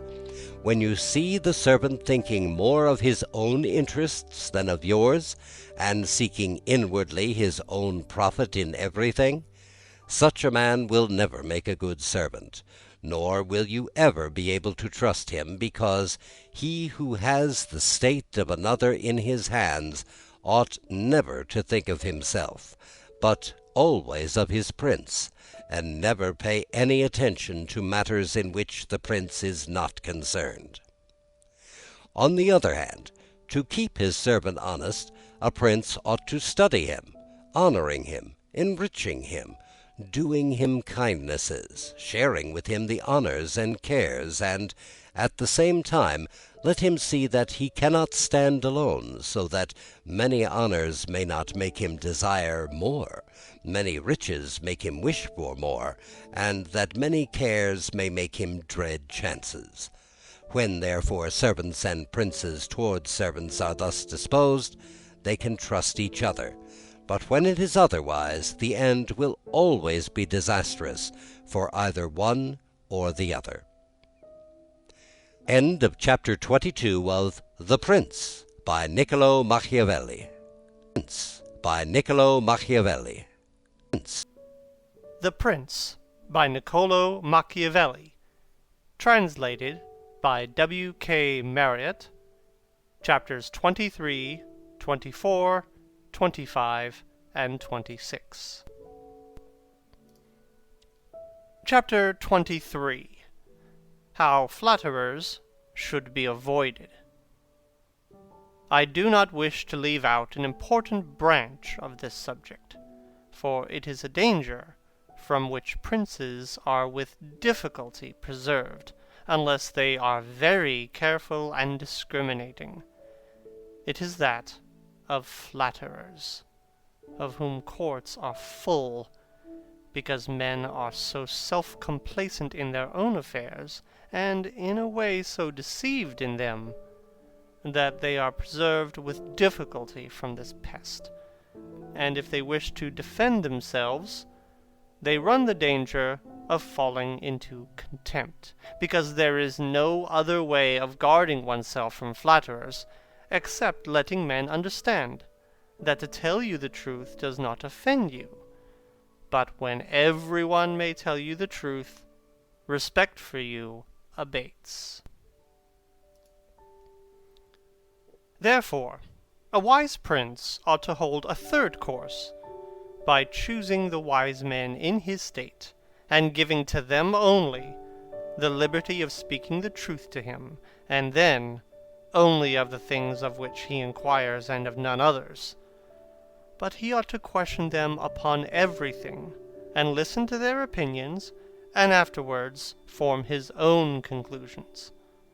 With these counselors, separately and collectively, he ought to carry himself in such a way that each of them should know that, the more freely he shall speak, the more he shall be preferred. Outside of these, he should listen to no one. Pursue the thing resolved on, and be steadfast in his resolutions. He who does otherwise is either overthrown by flatterers, or is so often changed by varying opinions that he falls into contempt. I wish, on this subject, to adduce a modern example. Fra Luca, the man of affairs to Maximilian, the present emperor, speaking of his majesty, said, he consulted with no one, yet never got his own way in anything. This arose because of his following a practice the opposite to the above. For the emperor is a secretive man. He does not communicate his designs to anyone, nor does he receive opinions on them. But, as in carrying them into effect they become revealed and known, they are at once obstructed by those men whom he has around him, and he, being pliant, is diverted from them. Hence, it follows that those things he does one day he undoes the next, and no one ever understands what he wishes or intends to do, and no one can rely on his resolutions. Begin note. Maximilian I, born in 1459, died in 1519, Emperor of the Holy Roman Empire. He married, first, Mary, daughter of Charles the Bold. After her death, Bianca Sforza, and thus became involved in Italian politics. End note. A prince, therefore, ought always to take counsel, but only when he wishes, and not when others wish. He ought rather to discourage everyone from offering advice unless he asks it. But, however, he ought to be a constant inquirer, and afterwards a patient listener, concerning the things of which he inquired. Also, on learning that anyone, on any consideration, has not told him the truth, he should let his anger be felt. And if there are some who think that a prince who conveys an impression of his wisdom is not so through his own ability, but through the good advisers that he has around him, beyond doubt, they are deceived, because this is an axiom which never fails, that a prince who is not wise himself will never take good advice, unless by chance he has yielded his affairs entirely to one person, who happens to be a very prudent man. In this case, indeed, he may be well governed, but it would not be for long, because such a governor would in a short time take away his state from him. But if a prince who is not inexperienced should take counsel from more than one, he will never get united counsels, nor will he know how to unite them. Each of the counselors will think of his own interests, and the prince will not know how to control them or to see through them. And they are not to found otherwise, because men will always prove untrue to you, unless they are kept honest by constraint. Therefore, it must be inferred that good counsels, whensoever they come, are born of the wisdom of the prince, and not the wisdom of the prince from good counsels. Chapter 24. Why the Princes of Italy have lost their states. The previous suggestions, carefully observed, will enable a new prince to appear well established, and render him at once more secure and fixed in the state than if he had been long seated there. For the actions of a new prince are more narrowly observed than those of a hereditary one, and when they are seen to be able to gain more men and bind far tighter than ancient blood, because men are more attracted by the present than the past, and when they find the present good, they enjoy it and seek no further. They also make the most defense of a prince if he fails them not in other things. Thus, it will be a double glory for him to have established a new principality, and adorned and strengthened it with good laws, good arms, good allies, and with a good example. So it will be a double disgrace to him who, born a prince, shall lose his state by want of wisdom. And if those seigneurs are considered who have lost their states in Italy in our times, such as the King of Naples, the Duke of Milan, and others, there will be found in them, firstly, one common defect in regard to arms, from the causes which have been discussed at length. In the next place, some one of them will be seen either to have had the people hostile, or, if he has had the people friendly, he has not known how to secure the nobles. In the absence of these defects, states that have power enough to keep an army in the field cannot be lost. Philip of Macedon, not the father of Alexander the Great, but he who was conquered by Titus Quintinius, had not much territory, compared to the greatness of the Romans and of Greece who attacked him. Yet, being a warlike man who knew how to attract the people and secure the nobles, he sustained the war against his enemies for many years, and if in the end he lost the dominion of some cities, nevertheless he retained the kingdom.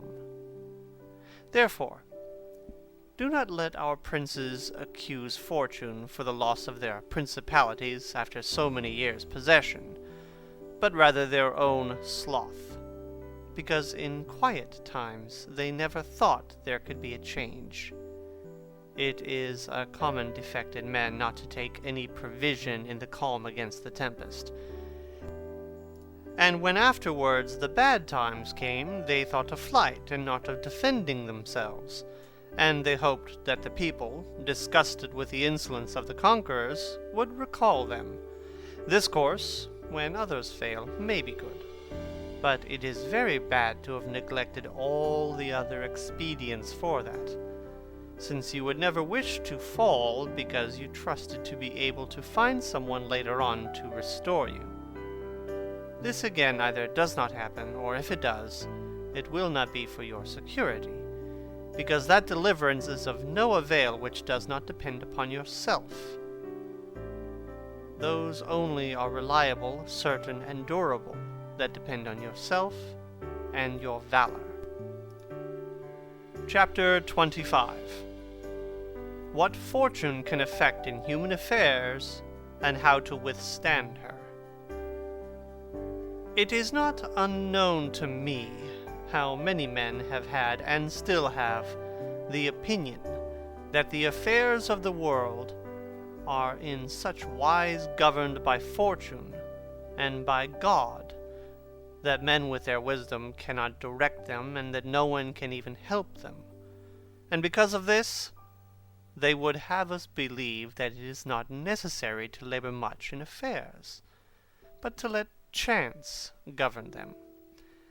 This opinion has been more credited in our times because of the great changes in affairs which have been seen, and may still be seen every day beyond all human conjecture.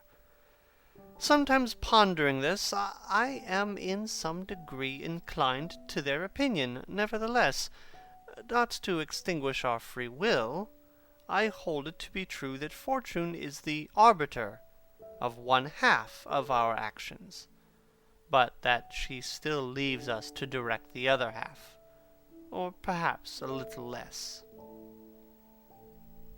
Begin note.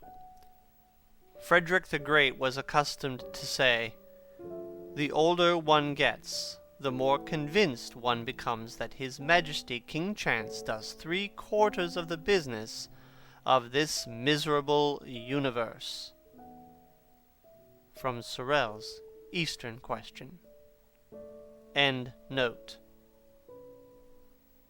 I compare her to one of those raging rivers, which, when in flood, overflows the plains, sweeping away trees and buildings, bearing away the soil from place to place. Everything flies before it, all yield to its violence, without being able in any way to withstand it. And yet, though its nature be such, it does not follow therefore that men, when the weather becomes fair, shall not make provision, both with defences and barriers, in such a manner that, rising again, the waters may pass away by canal, and their force be neither so unrestrained nor so dangerous. So it happens with fortune, who shows her power where valor has not prepared to resist her, and thither she turns her forces, where she knows that barriers and defences have not been raised to constrain her. And if you will consider Italy, which is the seat of these changes, and which has been given to them their impulse, you will see it to be an open country without barriers and without any defense. For if it had been defended by proper valor, as are Germany, Spain, and France, either this invasion would not have made that great changes it has made, or it would not have come at all.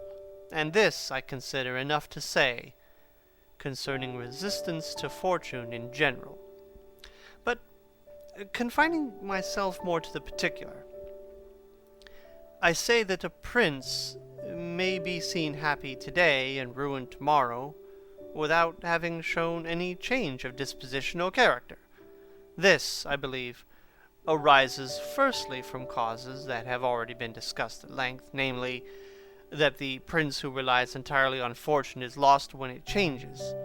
I believe also that he will succeed who directs his actions according to the spirit of the times, and that he whose actions do not accord with the times will not be successful, because men are seen in affairs that lead to the end which every man has before him, namely glory and riches, to get there by various methods, one with caution, another with haste, one with force, another by skill, one by patience, another by its opposite, and each one succeeds in reaching the goal by a different method. One can also see of two cautious men, the one attain his end, the other fail. And similarly, two men of different observances are also equally successful, the one being cautious, the other impetuous.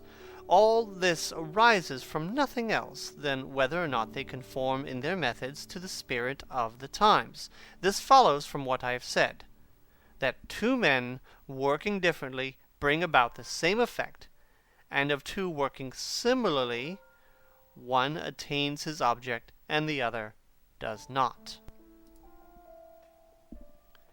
Changes in a state also issue from this, for if, to one who governs himself with caution and patience, time and affairs converge in such a way that his administration is successful, his fortune is made. But if time and affairs change, he is ruined if he does not change his course of action. But a man is not often found sufficiently circumspect to know how to accommodate himself to the change, both because he cannot deviate from what nature inclines him to do, but also because, having always prospered by acting in one way, he cannot be persuaded that it is well to leave it, and therefore the cautious man, when it is time to turn adventurous, does not know how to do it. Hence he is ruined. But had he changed his conduct with the times, fortune would not have changed.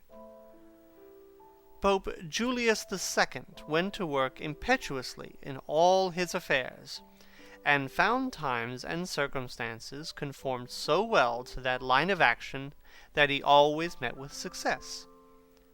Consider his first enterprise against Bologna. Messer Giovanni Bentivogli being still alive, the Venetians were not agreeable to it, nor was the King of Spain, and he had the enterprise still under his discussion with the King of France. Nevertheless, he personally entered upon the expedition with his accustomed boldness and energy, a move which made Spain and the Venetians stand irresolute and passive. The latter from fear, the former from desire to recover the kingdom of Naples.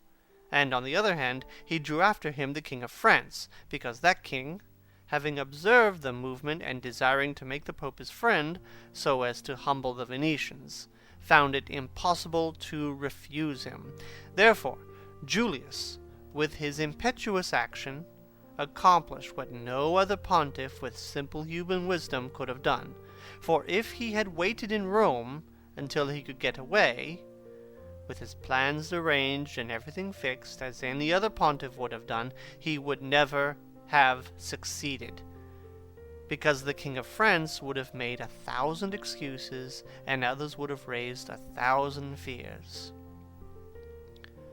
I will leave his other actions alone, as they were all alike, and they all succeeded, for the shortness of his life did not let him experience the contrary. But if circumstances had arisen which required him to go cautiously, his ruin would have followed, because he would never have deviated from those ways to which nature inclined him.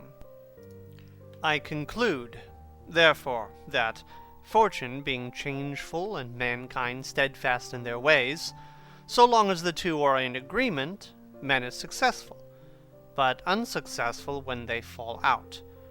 For my part, I consider that it is better to be adventurous than cautious, because fortune is a woman, and if you wish to keep her under, it is necessary to beat her and ill-use her. And it is seen that she allows herself to be mastered by the adventurous rather than those who go to work more coldly. She is, therefore, always womanlike, a lover of young men, because they are less cautious, more violent, and with more audacity command her. Chapter 26. An exhortation to liberate Italy from the barbarians. Having carefully considered the subject of the above discourses, and wondering within myself whether the present times were propitious to a new prince, and whether there were elements that would give an opportunity to a wise and virtuous one to introduce a new order of things, which would do honor to him and good to the people of his country, it appears to me that so many things concur to favor a new prince that I never knew a time more fit than the present.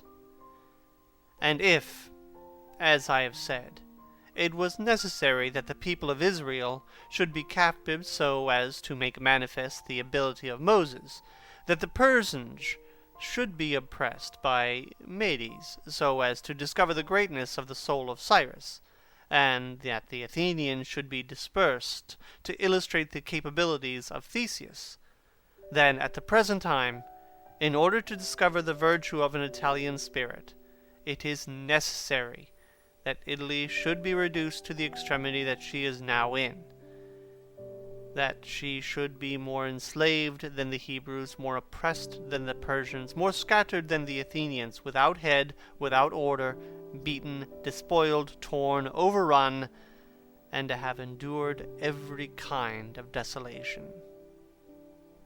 Although lately some spark may have been shown by one, which made us think he was ordained by God for his redemption, nevertheless it was afterwards seen in the height of his career that fortune rejected him, so that Italy, left as without life, waits for him who shall yet heal her wounds, and put an end to the ravaging and the plundering of Lombardy, to the swindling and taxing of the kingdom and of Tuscany, and cleanse those sores that for long have festered. It is seen how she entreats God to send someone who shall deliver her from these wrongs and barbarous insolences. It is seen also that she is ready and willing to follow a banner, if only someone will raise it. Nor is there to be seen at present one in whom she can place more hope than in your illustrious house, with its valor and fortune, favored by God and by the Church, of which it is now chief, and which could be made the head of this redemption. This will not be difficult, if you will recall to yourself the actions and lives of the men I have named. And although they were great and wonderful men, yet they were men, and each of them had no more opportunity than the present offers, for their enterprises were neither more just nor easier than this, nor was God more their friend than he is yours. Begin note. Giuliano de' Medici. He had just been created a cardinal by Leo X. In 1523, Giuliano was elected pope, who took the title of Clement VII. End note. With us there is great justice, because that war is just, which is necessary, and arms are hallowed, when there is no other hope but in them.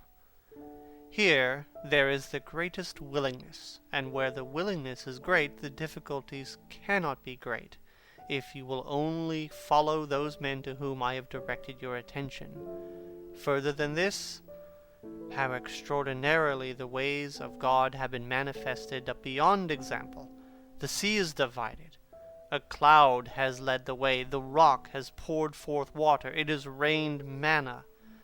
Everything has contributed to your greatness. You ought to do the rest. God is not willing to do everything, and thus take away our free will and that share of glory which belongs to us. And it is not to be wondered at all none of the above-mentioned Italians have been able to accomplish all that is expected from your illustrious house.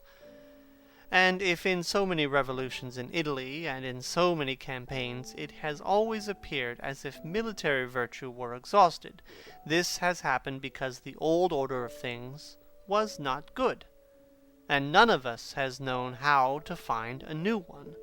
And nothing honors man more than to establish new laws and new ordinances when he himself has newly risen.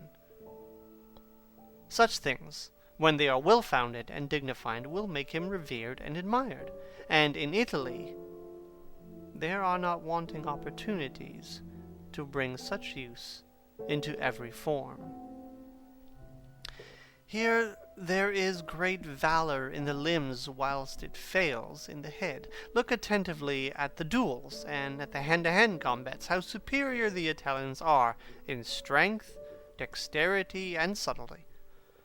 But when it comes to armies, they do not bear comparison, and this springs entirely from the inefficiency of the leaders, since those who are capable are not obedient, and each one seems to himself to know, there having never been anyone so distinguished above the rest, either by valor or fortune, that others would yield to him.